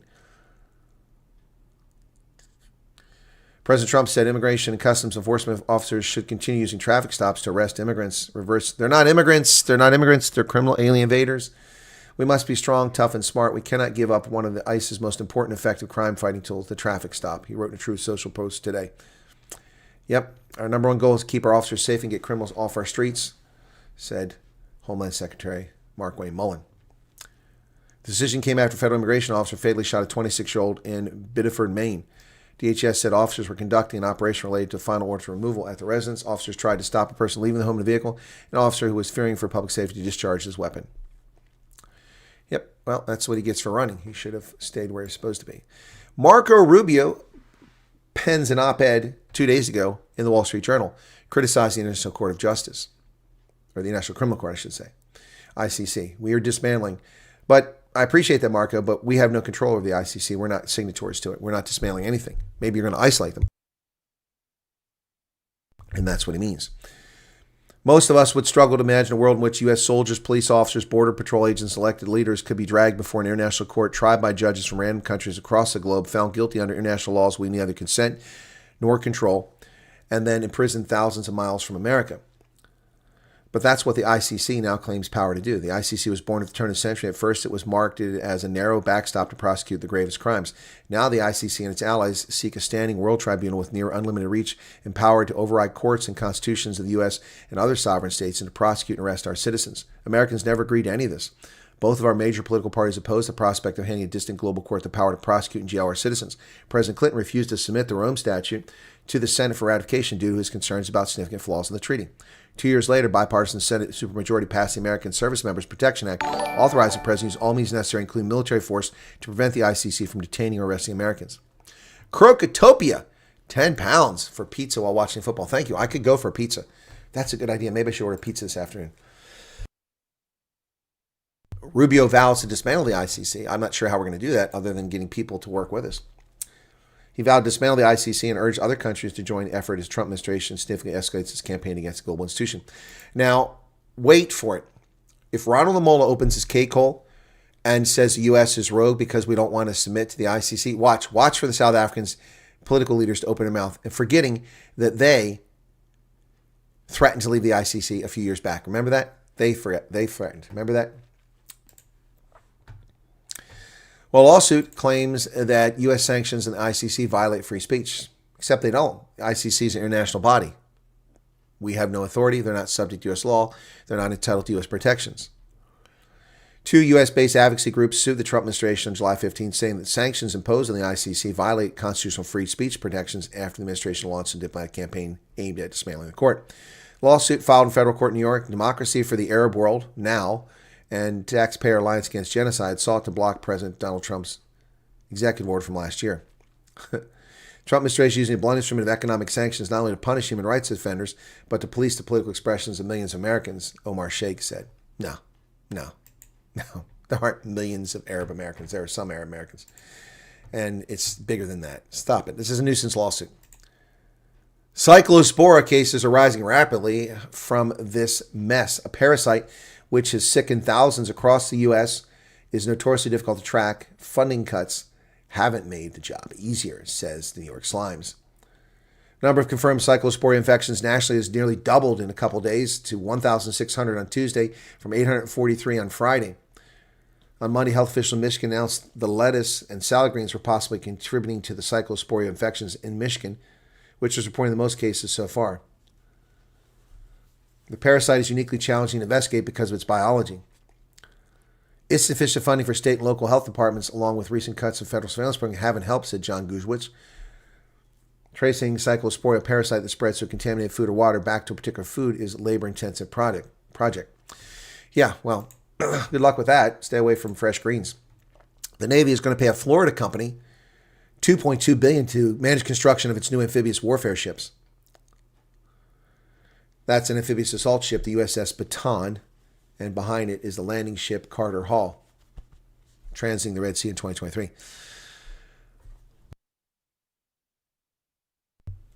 The Navy is adapting its business model to one more common in commercial shipbuilding.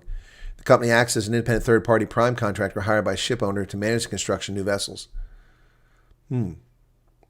Vessel construction manager is who that company is. $2.2 billion. That's good stuff. Joe Biden will release his memoirs after the November midterms. The former president announced the book Promise Me, America will come out November 17th and will cover the tumultuous events of his presidency as well as his re-election bid. Joe Biden will have a memoir called Promise Me, America. What was I talking about? Somebody has a memoir coming out? Who? Someone's got a memoir? I don't know. Who could that be?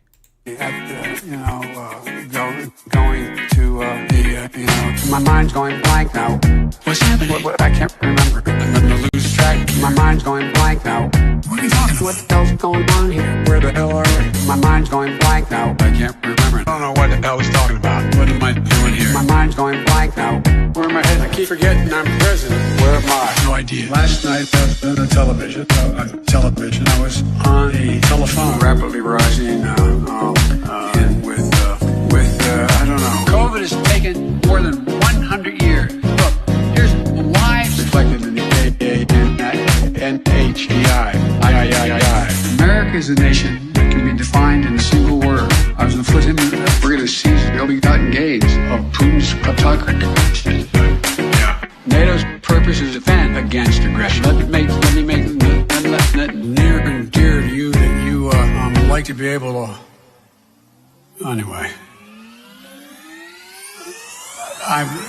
My mind's going blank now.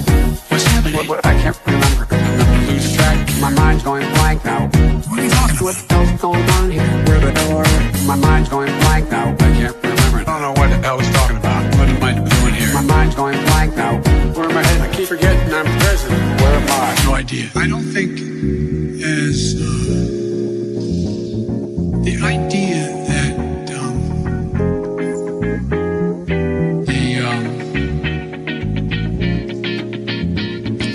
political coverage. I want to thank and recognize Dr. John Kingersong. That song. I can't get this to function at all. My mind's going blank now. What's happening? What I can't remember. I'm gonna lose track. My mind's going blank now. What are you talking about? What the hell's going on here? Where the hell are we? My mind's going blank now. I can't remember. I don't know what the hell he's talking about. What am I doing here? My mind's going blank now. Where am I headed? I keep forgetting I'm president. Where am I? No idea. The Lettuce Council of America encourages Americans to avoid lettuce and Joe Biden's brain because, of course, it's comprised primarily of lettuce. Whew. What the hell is he talking about? My mind's going blank now. Oh, you can't make this nightmare up. A judge halts U.S. visa restrictions on disinformation gurus accused of censorship. Secretary of State Rubio said Americans have been fined, harassed, and even charged by foreign authorities for exercising their free speech rights.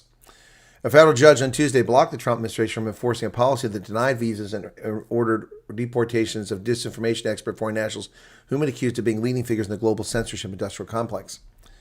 Well, so that's the opposite of what these clowns are doing in their ludicrous lawsuit, saying that foreign entities have constitutional rights. Oh, my goodness. Stripe and private equity firm Advent will offer to buy PayPal for billions of dollars. Did Elon bail out too soon? Stripe and buyout firm Advent International made a joint takeover bid for PayPal in a deal that would value the fintech company at around $53 billion. The approach was made in recent days. Stripe and Advent proposed paying $60 a share for PayPal, a 30% premium over their closing price on Friday. Stock rose 15% in speculation this morning on news of that. A major Colorado River decision looms, and it's going to affect a lot of people. With the river in free fall, federal officials plan to intervene, possibly imposing large cuts to water usage in 7 states. And that will be felt well beyond those 7 states because of the products they ship. The federal government is poised to announce a major decision about the fate of the shrinking Colorado River, a crucial water supply for 40 million people across 2 countries, 7 states, and 30 tribes. Over the past few decades, the worst drought in at least a millennium has parched the western landscape and caused reservoirs to dwindle. Historically warm and snowless winter reduced this year's flow to a trickle. Water levels behind 2 of the nation's largest dams are in danger of dropping so low the dams stop functioning. 19-year-old regulations for managing shortages in the basin are due to expire at the end of the year, and the river's disparate users have been unable to agree on a rescue plan. So it now falls to the Bureau of Reclamation, a little-known agency within the Interior Department, to find a way to stave off complete collapse. The 1,400-mile river originates in the Rocky Mountains of Colorado and courses through Utah, Arizona, Nevada, and California before fanning out into a delta in northwestern Mexico. Humans now use so much of the water, most of the time the river no longer reaches the sea. The broader Colorado River basin encompasses all the river's tributaries as well as the mountain lakes and snowpacks that feed them. 250,000 square miles across the west, including the glacier-capped peaks of Wyoming and the towering cliffs and rugged plateaus of New Mexico. The river is home to 2 of the largest reservoirs in the country, Lake Powell, which sits behind the Glen Canyon Dam and the Utah-Arizona border, and Lake Mead, which is blocked by the Hoover Dam at the border between Arizona and Nevada. In between these behemoths, it winds through the Grand Canyon, which it carved over millennia from desert stone. Roughly 1 in 10 Americans draw water from that basin, including residents of major cities like Denver, Las Vegas, Los Angeles, and Phoenix. The basin is also home to 30 native tribes, although many of them are unable to fully access water from it because of disputes over the rights. 75% of the water goes to agriculture for irrigating feed crops. 5.5 million acres of farmland are irrigated from the Colorado. Here's the shortages. That's the amount of water. The Glen Canyon Dam. Minimum amount is 3,514. It's 3,525 right now, so it's close. Alfalfa, 38%. Hay, 9%. Crops eaten by humans only account for about 23% of the water. That's crazy. Cotton is 1%. Why are we irrigating cotton in the desert? Is this the Soviet Union, which destroyed the Aral Sea? Israeli and U.S. officials counter the claims by California's brain-dead Representative Ro Khanna, who is accused of lying about his experience in Gaza. Israeli and U.S. officials disputing Representative Ro Khanna's account of being detained by Israeli settlers. The California Demon Rat said Saturday the U.S. Embassy and Israeli government were aware of his trip ahead of time. I detailed that U.S. Ambassador Mike Huckabee and Israeli Ambassador to the U.S. Michael Leiter refuted. Mr. Huckabee said Wednesday, "We did not know a member of Congress was coming." The left-wing activists, and here's the thing. If a member of Congress comes, there will be a record of it because they do a congressional delegation. Having served in embassies throughout Africa and the Middle East and Europe, I know how that works. You have to have a country clearance as a member of Congress. A CODEL, congressional delegation, whether it's one person or other members of Congress, must have approval from the embassy. So if there's no record of it, he's a liar. The left-wing activist who set up this stunt says the embassy was involved. It's not true. We would have said, don't go to restricted zone. As facts come out, it's not helping the desired narrative, not held at gunpoint. Mr. Leiter said Monday on Sirius XM David Webb show that no guns were pointing at him. It's a characterization far beyond what actually took place. On a Sunday interview with NBC Press, Khanna said the Israeli military is lying. What happened is unprecedented. They had violent settlers detain American citizens, including American government official. You had these settlers brandishing M4s, kicking the tires of our van, laughing at us, mocking us, videotaping us. We were detained for 20 minutes, fearful for our lives. And Ro Kahana appears to be a big liar, according to U.S. government officials. Well, my beloved Chesapeake Bay crab is under pressure once again. Scientists are probing a sharp drop in the Chesapeake Bay crab population, but this population soars and crashes depending on conditions and winter. They face many threats, including reduction of underwater grasses that shelter young crabs from predators. A new report on the Chesapeake Bay's signature blue crab has documented a steep, long-term decline in the crustacean's population. Except that's not entirely accurate. In 2011, the bay had 1.3 billion crabs. By 2023, that had dropped to 825 million.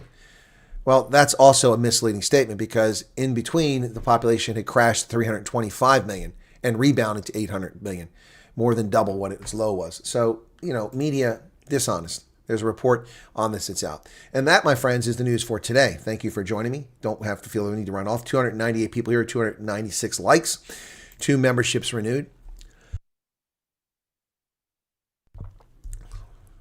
Okay. When you buy land in Colorado, you don't own what's beneath it, including water. I don't think that's true everywhere. It depends on the land. Normally in America, you get the mineral rights and the water rights with land, unless it's already been previously secured or it's omitted intentionally from the purchase. Yeah, it depends. Actually, from Hartke's, the site of the dam, money laundering. Colorado has the craziest laws around water uses. That's true. Yeah, you can smell Hartke's in Brits. That's true. The memoir will be devoted to corn pop. The president ran out of data and airtime simultaneously. That's funny. Yeah, who's going to be writing? Will it be the auto pen? It's a good question. Roma's Pizza has a nice flavor of barbecue, spare rib, and pineapple. Interesting. Avoid Taco Bell to avoid getting conditioned. Yes, Kelly. Taco Bell is one of the actors that's involved in this. Unfortunately, this cyclosporia. The South Africans residing in Argentina for generations are not South Africans, they're Argentinians now. They've long since lost everything. Loretta, thank you for 17 months of membership. Enjoy the soccer. We'll see. I practice driving the right side of the road. The people here are a bunch of bigs. They almost killed me. Who are a bunch of pigs, Marlboro? And where are you driving the right side of the road? It doesn't really help. You practice driving the right side of the road and people are pigs. They nearly killed you. What are you talking about? Thank you, Kropotopia, for the 10 rand. Or 10 pounds, excuse me. And Reacher, you like the shirt. Cool. Thank you for the $2. Appreciate that.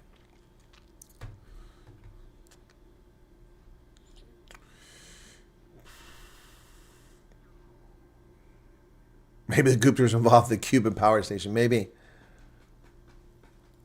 Why do they want to play a game created by Christians? They can just stay. Yeah, well, it's a good question, Trudy. He's not thanking God, he's thanking his God. Okay. What else we got here? I'm catching up. Okay. Japanese have bigger problems with African and Muslim immigrants than they do with Asian bears. That's true. Did you watch the music video I've emailed? No, I didn't, Corey. I didn't watch it. I did not watch it. Sorry. Johan is not going to run away. Thank you. I appreciate that. Finances Advisory Inquest into the Public Investment Corporation. No, I didn't, Garrett. I don't watch Biz News anymore today. I didn't like the way that I was treated.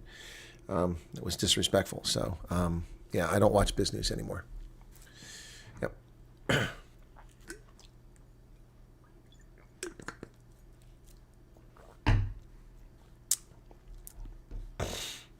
You like the haircut? Thank you. Yes. Beard got trimmed as well. No longer have beard hair touching my ear all the time.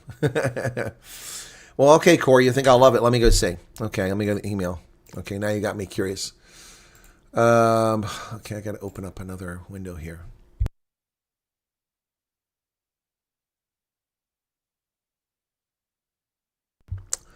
Okay, so who sent me this now? Corey.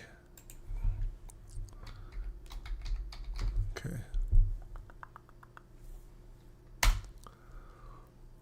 A gift from Corey, June 30th. I don't have anything from you.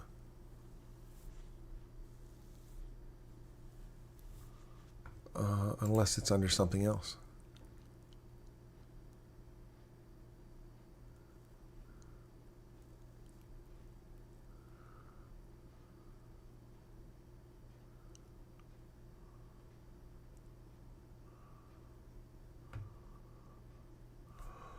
I don't see anything from you, Corey. What are you putting it under? Had to chat with a police diver in a bar. The amount of dead bodies in the Harkeys Dam are absolutely insane. Well, that's scary.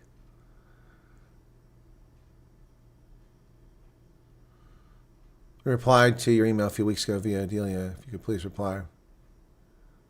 Okay. I didn't know there was a need for a reply there. Okay. And where is Delia? I haven't seen her in ages.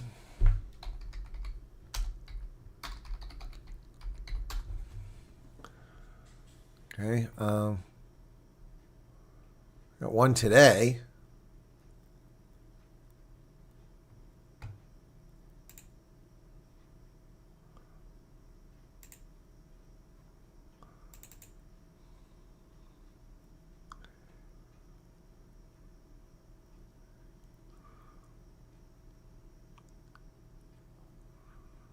Oh, wow. Cool beans.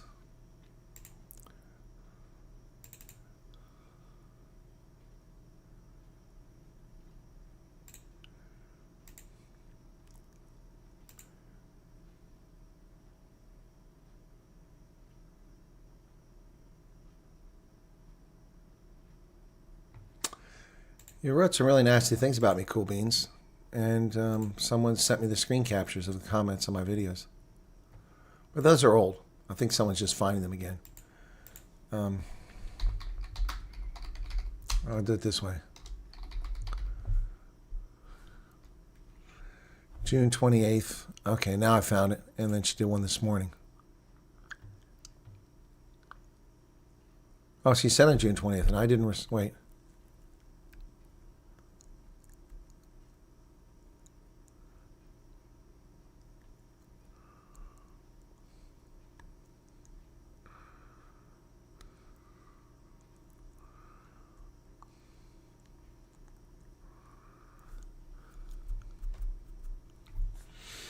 Okay, I'll look at it again.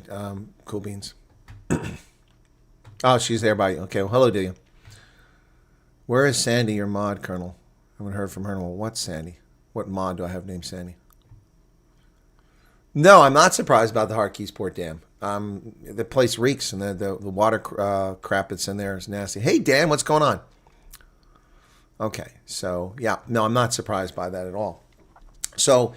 I'll be on with Ronaldo, but it's not for another 45 minutes. So he asked to do a late stream tonight. So I just let you know that, okay? Let me checking something here. The barbell and Harkey's taste. Ugh, gross.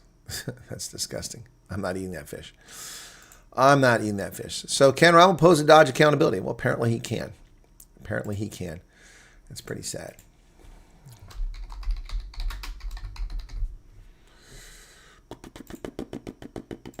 It's the middle of July, folks. We're at mid-month. Actually, 16 days left a month, but close enough. Thank you for the news. Do you still allow people to send you their case numbers after 10 months? Ours Rose, yeah, you can send it to me. I can't promise anything, but yeah, you can send it to me. I'll see what I can do. Oh, Sally. Yeah, well, Sally supposedly came to America, and she's gone quiet since she came to America. Probably busy, maybe knackered. It's just been a couple days. Do you give time? Yeah, Sally. I have a Sandy who's an author who I talk to, but Sally, I don't know, so... it reminds me of something else I need to check on very quickly here. Let me try this. Non.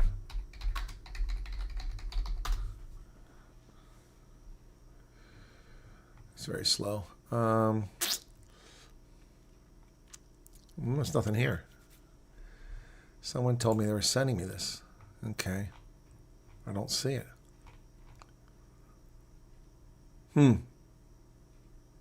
Odd.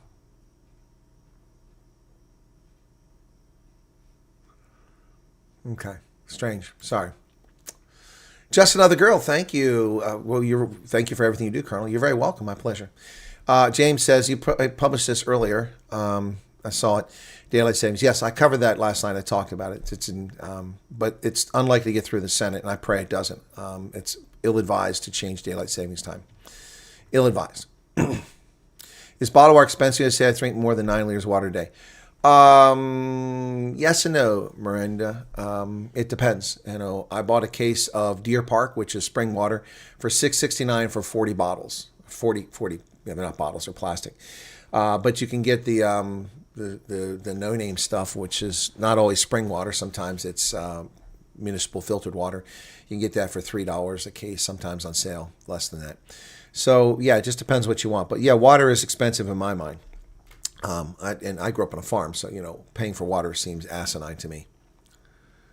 Just goes to show what Colonel should take away is the amount of appreciation show reservists compared to tractors trying to take him down. I believe that they should keep going on our side. Yeah, no, thanks, Carl. I appreciate that. No, look, there are people who, through their own personal foibles and shortcomings and deficiencies and jealousy, attack Professor G, attack me. I've been dealing with this for years. I've been dealing with the black supremacists who attack me and the leftist liberals. And there's never anything. They're just ad hominem attacks. They never get anything right. Or they just rewrite the story. They just lie about facts. It's comical. So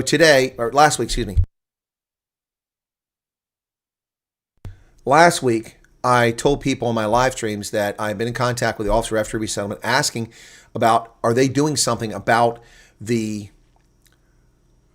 Medicaid disappearing in October? I said, is there something going to be done for refugees? They communicated back to me after the 4th of July, because people were gone for the 4th of July. They communicated back to me that, in fact, they were proposing that refugee medical assistance be increased to 8 months from 4 months. And today, I broke that story officially. I did mention it informally on my program, but watch, the Heartburn Network is going to claim that someone else got this story first, just like they falsely claim about the Freedom of Information Act. And then they lie about what I said. Freedom of Information Act, no, I never said you won't find out what's in there. I said it's unlikely because sources and methods involved. I think stupid people that have never been in government, never worked with government, never held a clearance, and don't understand how releasability works, just assume that by doing a Freedom of Information Act, you're going to get everything. If you've ever seen a Freedom of Information Act and redacted information, you'll understand what I'm talking about. Having to clear documents from the intelligence community that were requested for Africa, I would have to go through them and then research the sources, which takes time, and look to see if any sources be compromised. And if they were going to be compromised, I would have to propose what would be blacked out and redacted. And on a few of those cases, people were asking information about the CIA and about the Defense Intelligence Agency and about Angola in 1975, about South Africa in the 1980s. They wanted access to that information. We would have to go through, review it, and we'd send it to someone who reviews it for release. And then the Freedom of Information Act for authors who wanted to put that in their books, they would get back a page and 60% of the stuff was blacked out because sources and methods are in there. And if these fools think that a Freedom of Information Act request is going to get them all the information they want about why they are not eligible, then they're clueless, because the government can easily redact a reason for that. And in fact, they should redact a reason for that. There's no justification to release that to the public or to a person requesting it. First off, they're not even American citizens. They're not entitled to Freedom of Information Act. That's what's so comical about this. They're not entitled to that. That's for American citizens. The FOIA is for American citizens. Now, others can use FOIAs and we can release things. But look, there's some really sad people out there. But thank you. I appreciate the support. Terrence Hill and Bud Spencer movies. Oh, those were funny back in the 80s. Yeah. Adele, I don't recall. I don't recall seeing that. We had this conversation yesterday. I told you at the time, did I not? Okay, where the hell is this at? You guys, look, I'm sorry, but some of you can solve your own problems. I don't know why. Okay, hang on. Okay.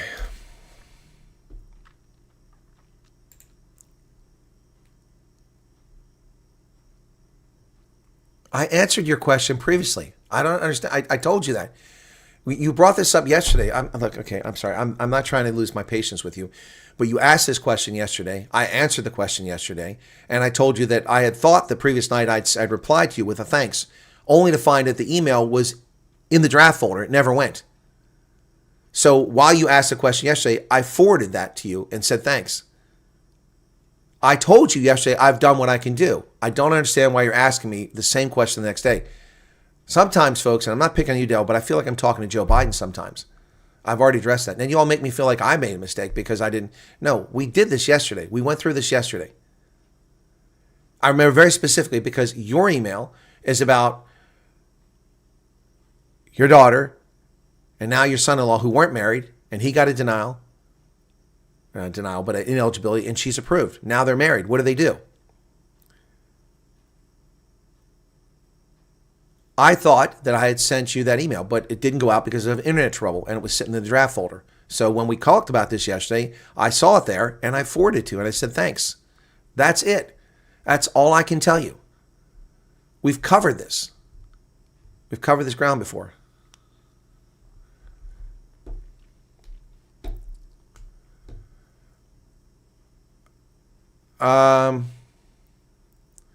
Oh, they're sending her the money for it. So she's paying for the Freedom of Information Acts for third parties. She's going to get herself in trouble. Get yourself in trouble.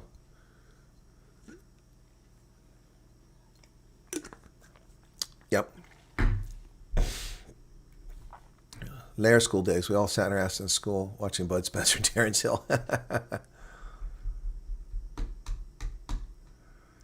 emailed again, Corey says. Okay, let me go see what she's got here. Okay, I've got too many windows open now for this email account. Let's see. There it is. Got it. Okay, got it, Corey. And I did a search and it doesn't. Okay, here it is. Okay, got it, Corey. Yeah, when I searched for Corey, you didn't come up in my email. See, I hate this. Email searches are not always that great. Okay. Download. Yes, download it. 202 megabytes. Too large for Google. And 2, 3, 4, 5 seconds. It opened. Okay, 202 megabytes.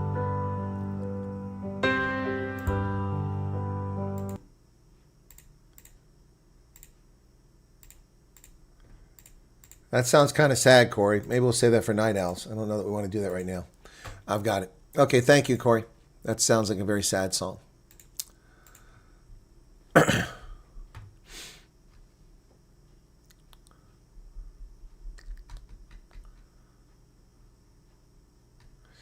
Miranda, yeah, well, the entitlements were supposed to be for 36 months. That's what the law allows for, up to 36 months of benefits for FDs for medical assistance and for cash assistance. But it's never been funded that way. Obama lowered it from like 11 to 8 months, and then Trump left it the same. Biden came in and they increased it to 12 months or something like that. And then the Trump administration lowered it back to 4 months last year. But the reality is that even though the policy was 12 months, it was only being funded for 4 months under the last couple of years of Biden. So, yeah, it's all over the place. But that's good news. Good news for South Africans. So,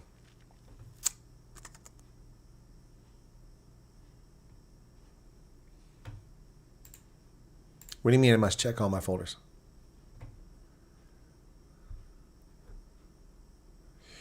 No, Adele, you're not working on my nerves, okay? That's for effect. It's not directed at you, okay? If it's directed at you, then I will come out and cock you out. I'm not, okay? No use to apologize, okay? I'm just making a point because people do this all the time. And I feel guilty when I shouldn't feel guilty. I've already addressed this. And I made it clear that there's nothing I can do beyond sending a message to someone. I did that. And I appreciate your telling me that they informed RSC, but it isn't germane. It isn't germane. So, it isn't germane. So hopefully you'll get the news you're looking for, or he's looking for, but we'll have to wait and see. So the video that I released when we started this program, this broadcast an hour and 50 minutes ago, has got 2,700 views on it. So, and it's been up for an hour and 45 minutes. It's not great, but it's pretty good, the extension. 30 comments on it already. Let's take a look at some of the comments. Hang in there, Adele. No, I wouldn't want to, I'm not being angry at you because you didn't do anything wrong. I'm just saying we covered this already. Because you asked me the question yesterday. Where can we find the OR publication that's changed? Seriously? It's on the screen. People kill me, you know. Honestly. So I put it on the screen. And someone's writing and posting in my comment, where can we find this? I mean, it was on the screen. Guys, you have no idea how annoying some of this stuff can be. Wow. Ref G8, 8-month extension. Let me put this on mute so we're not listening to it. Okay, here we go.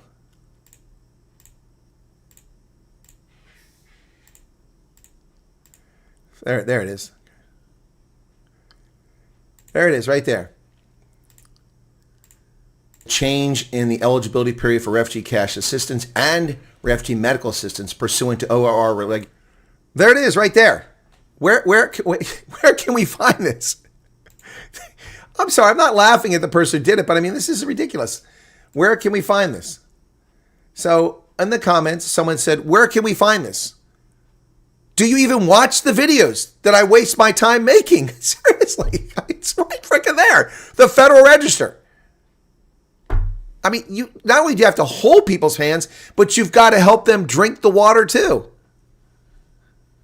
Yes, Carl, that's who the Heartburn Network is. I mean, I put it right there. It could be any plainer, right? Federal Register notice change the eligibility period for refugee cash and assistance, federal medical assistance. It's the Federal Register. It's right there. Right there. And somebody's like, do you know where we can find this at? Do I know where you can find it? I put it on the screen for you to see. Do I have to put a URL link in the video too so you can go there? Why would I do that? Because then when I do that, you're not even going to watch the video. You're just going to click on the link and go there and not read my video. Why would I do that? But where is it? On the Federal Register. That's where it's at. Do your own research. I go to the trouble to make this video, to break this news.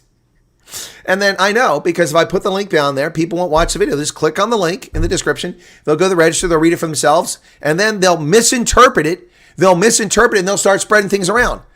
I've done all the work for you. I investigated. I contacted the agency responsible. I gave you preliminary news before it was official that it was going to happen on my live broadcast. And now I've made a video. Now that it has happened, I've recorded it. I've edited it. I've confirmed it. I have put in the relevant information. And now I got to hold people's hands.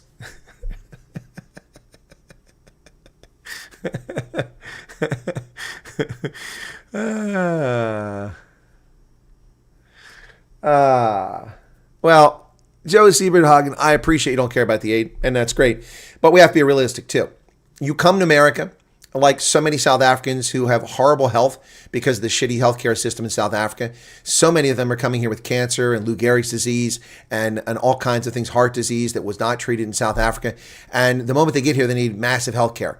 So you may not care about that aid, but if you get here and you don't have a job in the first 30 days and you have to go to the hospital for a heart attack, which happened to a family in Utah, and then those bills are sent to you for $28,000, $56,000, $156,000, how are you going to pay for that? You need coverage. You need coverage till you can get settled and get a job. It's unreasonable for people not to have coverage. Dan says, thank you for your patience. Come on, that's crazy. A whale washed up near Huns Bay. Oh, shame. Yanni, 35 Rand, thank you. Exactly. It's more assistance than most people ever need. That's correct. It's correct. What's happening in Sudan? Same thing that's always been happening. There's a war going on there. Which Sudan do you mean? Sudan or South Sudan? Both of them have wars going on, especially Sudan.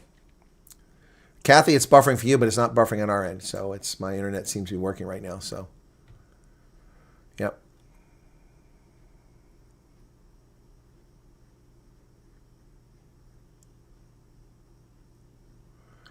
Cool Beans is saying, all I ask is look into my wife's email. I don't care if you're still upset with me. I mean, you still got that video up where you totally misunderstood me by what is. I don't know what video you're referring to. And going after playing nice in my chat and writing nasty things about me on videos is two-faced. If that's what you're doing, cease and desist. If you think I'm going to look at your wife's email when you're doing that, well, then I'm not going to be your fool. I've been very patient with you. I'm not going to be your fool. You know, I don't care for two-faced behavior. And so you have to write that now. And I just said that, just stop it. And now you want to bring the topic up again 2 minutes ago. Let it go. Let it go. They ask whether you know Colonel Chris Wyatt in the interview. Does it matter? Are you okay, Richard? You're telling me in your interview you were asked if you know me? I assume that's what you're saying. They can ask that question. Yeah, they'll probably ask you a question, have I coached you? They'll probably ask if I coached you. I haven't coached anybody. I haven't told anybody how to succeed in these interviews. I haven't told anybody the things you're supposed to say. Before the government ever did interviews, we came up with a list of potential questions you would be asked. That's not coaching. That's just common sense. And my moderator, Hendo, put that together, and I edited it. So, yeah, a lot of these interviews ask about me, and that's fine. That's fine. Obviously it doesn't hurt your case, because most of the people who've come to America, I don't ask that question anymore because, the heartburn crowd will accuse me of having an ego. But I did ask the question because I think it's relevant. You're asking the question now, and that's why I asked the question in my interviews. During your interview, at any time, did they ask you if you knew me, or the question I asked was, did my name come up in any of your interviews? And 80% of the people who answered it in the poll, and 80% of the people I interviewed said, yes, it did. And that's important because you've just asked a question. Yeah, just tell them the truth. You watch my program. I mean, do you know me personally? No, I don't know you personally. I don't think I've met you, have I? Yep. Well, you say that, Virtual Western Cape, but they rotate these officers through, and more officers come over and do interviews, and not all of them are familiar with the situation. Is it possible to buy an island, declare independence, create an independent nation? Well, I'm not sure how that would work, but yeah, I suppose you could do that.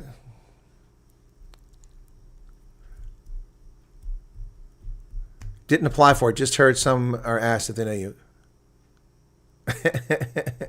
You're a rugby coach. No, Richard, I don't know. I'm just trying to understand your question. Yeah, no, people are asked if they know me. And that's, just tell the truth. Tell the truth. You think I'm full of myself. I don't know anything. Mom went to our wonderful public hospital for blood pressure, and now she must fork over money to see a private doctor. They just shrug and don't give meds. Wow. Yeah. Well, that's probably because they don't have the meds. Be honest, it might not be racism. Hey, Martin. It's not a stupid question, Arza Rose. It's a fair question.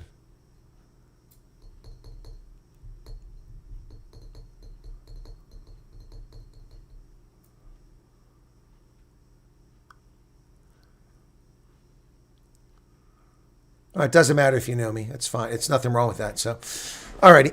Excuse me. God bless. Sorry. Claire, thank you for all you do. Hey, Joe Sieberhagen, it's my pleasure. Panado tablets for blood clots. Well, they're stupid. Perspective can be seen from different views and can all give a different perspective. That's true, Cool Beans. But insulting comments aren't helpful, okay? Oh, now you're leaving. Jesus Christ. I swear to God. Oh, my God. Wow.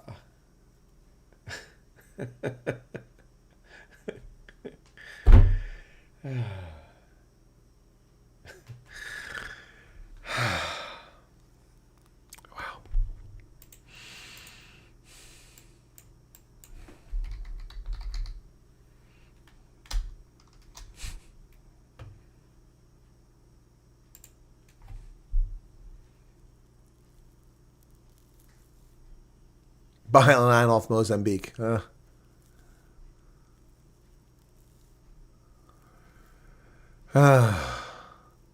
want the puppy song? Time for the puppy song. Is that upbeat? Everybody loves puppies. Don't you know?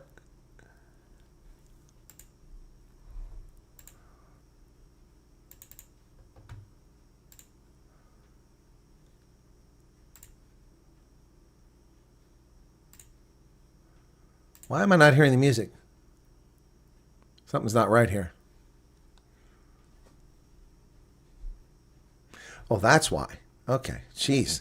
It's turned off. There we go.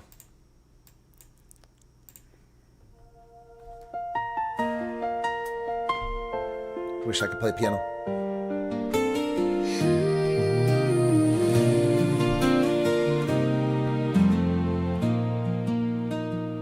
Everybody loves puppies, don't they? Tiny little bundles that brighten every day. Black labs running circles in the summer sun. Collies in the meadow having so much fun.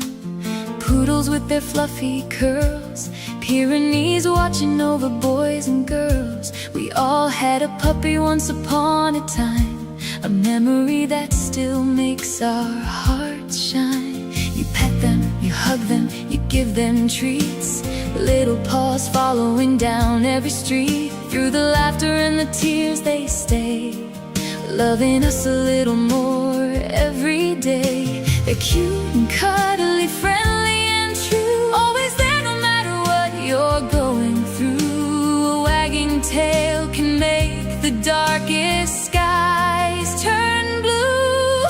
Love the puppies, love the dogs, love the joy they bring us all along. From the smallest bark to the loudest howl, they fill our hearts and they make us smile. Love the puppies, everyone, playing in the grass and chasing the sun. Through every season, come what may, a dog's love never fades away.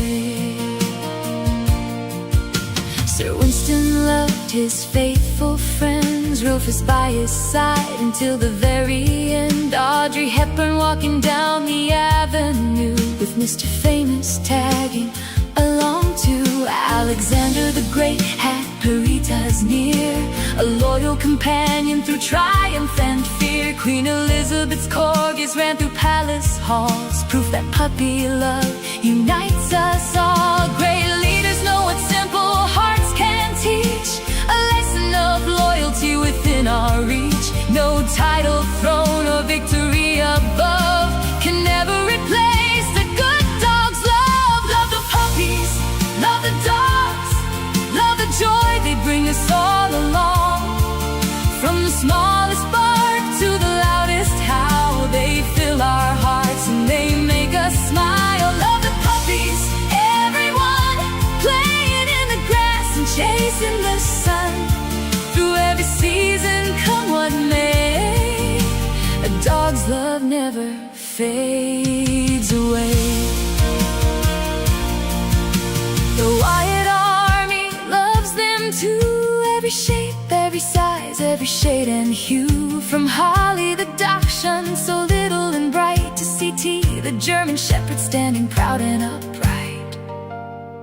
The Colonel's loved his puppies through the years, sharing happy moments and drying countless tears, because the bond between a dog and friend is a story that never truly ends. Some people spend their days spreading doubt and noise, but puppies remind us of life's simple joys. True hearts see clearly, they always do. A wagging tail speaks louder than rumors ever could. Love the puppies, love the dogs, love the friends who walk beside us all along. From Paw Patrol adventures to Lassie's faithful ways, they've been lighting up our lives for generations of days. Love the puppies, everyone, running free beneath the golden sun.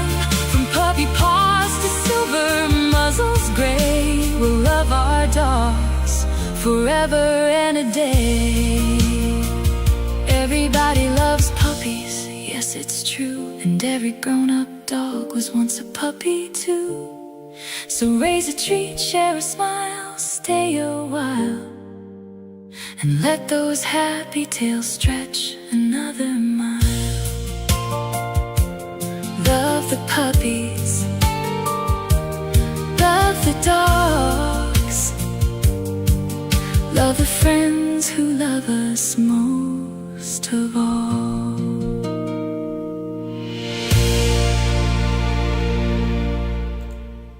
So here's a little advice.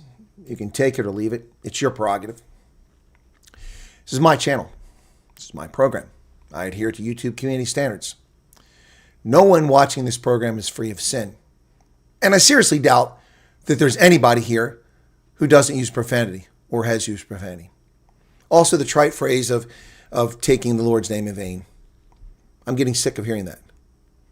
Me saying Jesus Christ was my prerogative and my decision. And it's really not wise to admonish me on my program about that. If you don't like what's said here, you're free to go elsewhere. You don't have to be here. I'm comfortable that when I reach the pearly gates, God will forgive my sins as he will forgive your sins, because Jesus died on the cross for our sins. None of us are perfect. None of us are free of sin. And profanity, if you consider it a sin, if it offends your sensibilities, then you should talk to your drosti. Talk to your priest, not me. Now, I don't want anyone to be offended, to be rude to the person who wrote that. Their feelings were injured by that. There's no reason for that. If at this point you don't realize that I use profanity on this channel on occasion, you know, I had just been sent an email and asked to look at someone's email, and I did that, and I came across another email about that person. And there were 4 posts of my videos that just occurred. Now, I don't know if they just occurred, but the screen capture may have been some time ago, but the email was just sent to me about nasty comments directed at me. And I'm being asked by that person to review an email, to answer questions after I've been abused by that person. Seriously? If I react and say Jesus Christ, that's my prerogative.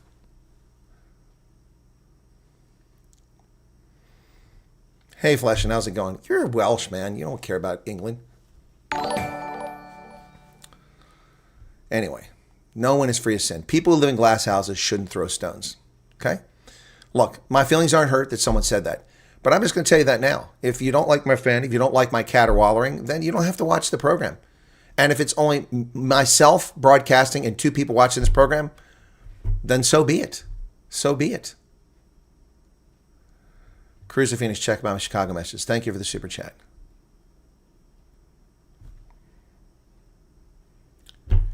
It's impossible to do a broadcast and not hurt someone's feelings. The video I just made about puppies. There are people who don't like dogs. They'll come in the chat and complain about the dogs. Someone is always going to be aggrieved. People always take offense, even when it's not given. I did not say the Lord's name in vain. I didn't say God, D-A-M-L. I didn't say that. I said Jesus Christ. All right? It is like a soap opera snippet. It gets ridiculous at times. And yes, I saw that comment. Don't admonish me on my program if you don't like what I say. Just leave. Just leave. Be gone. Go somewhere else. You don't have to take offense. It wasn't directed.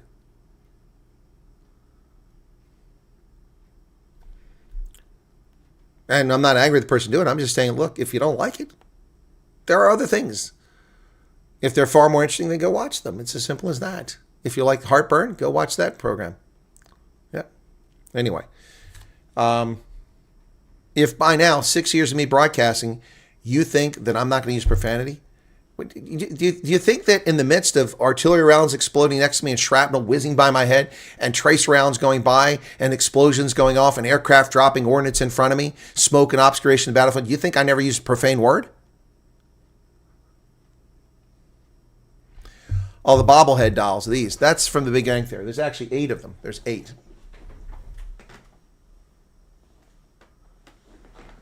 There are 5 up there, plus an armadillo from Texas. There's a little Texas armadillo. It's hard to see. And then there's Penny. Then there's Leonard, Sheldon, Wallowitz, and Kuthrapali. And then these were given to me recently when I was down south. This one is Hansi, South Africa's famous crooked cricket player, Hansi. And then he stands up. And unfortunately, the Chester Williams one is not balanced properly. Chester Williams. So, yeah. So there's actually 7, 8 things up there. But every time I stand up Chester, he falls. He won't stay up. So, but Hansi does. So anyway, that's what those are. Young Sheldon. I liked it in the beginning, but it got boring after a while. Yeah. Anyway, that's it. So, all right. I'm going to go on with Ronaldo in about 10 minutes, so I'm going to drop off, okay? You guys be directed to Ronaldo if you want to go there, okay? I love Hansi. Yeah, everybody loves Hansi. That's why he's forgiven for his transgressions. South Africans love Hansi. Anyway, all right. So, I have no dog in the fight. I'm not a cricket fan. I have been to a Cricket World Cup for the one-day internationals in England, yeah. How many movies do people enjoy that profanity and use the Lord's name? Exactly. Exactly, just another girl. God loves me just the way I am. I'm not perfect. Anyway, all right, cool. Catch you guys later. All right, bye-bye. Take care. Be well. Cheers. And we'll see you on Ronaldo's, hopefully. All right? Where's my closing video now? Now I can't find it. I'm so excited. I'm so excited, and I just can't hide it. I'm about to lose my mind, and I think I... Cheers.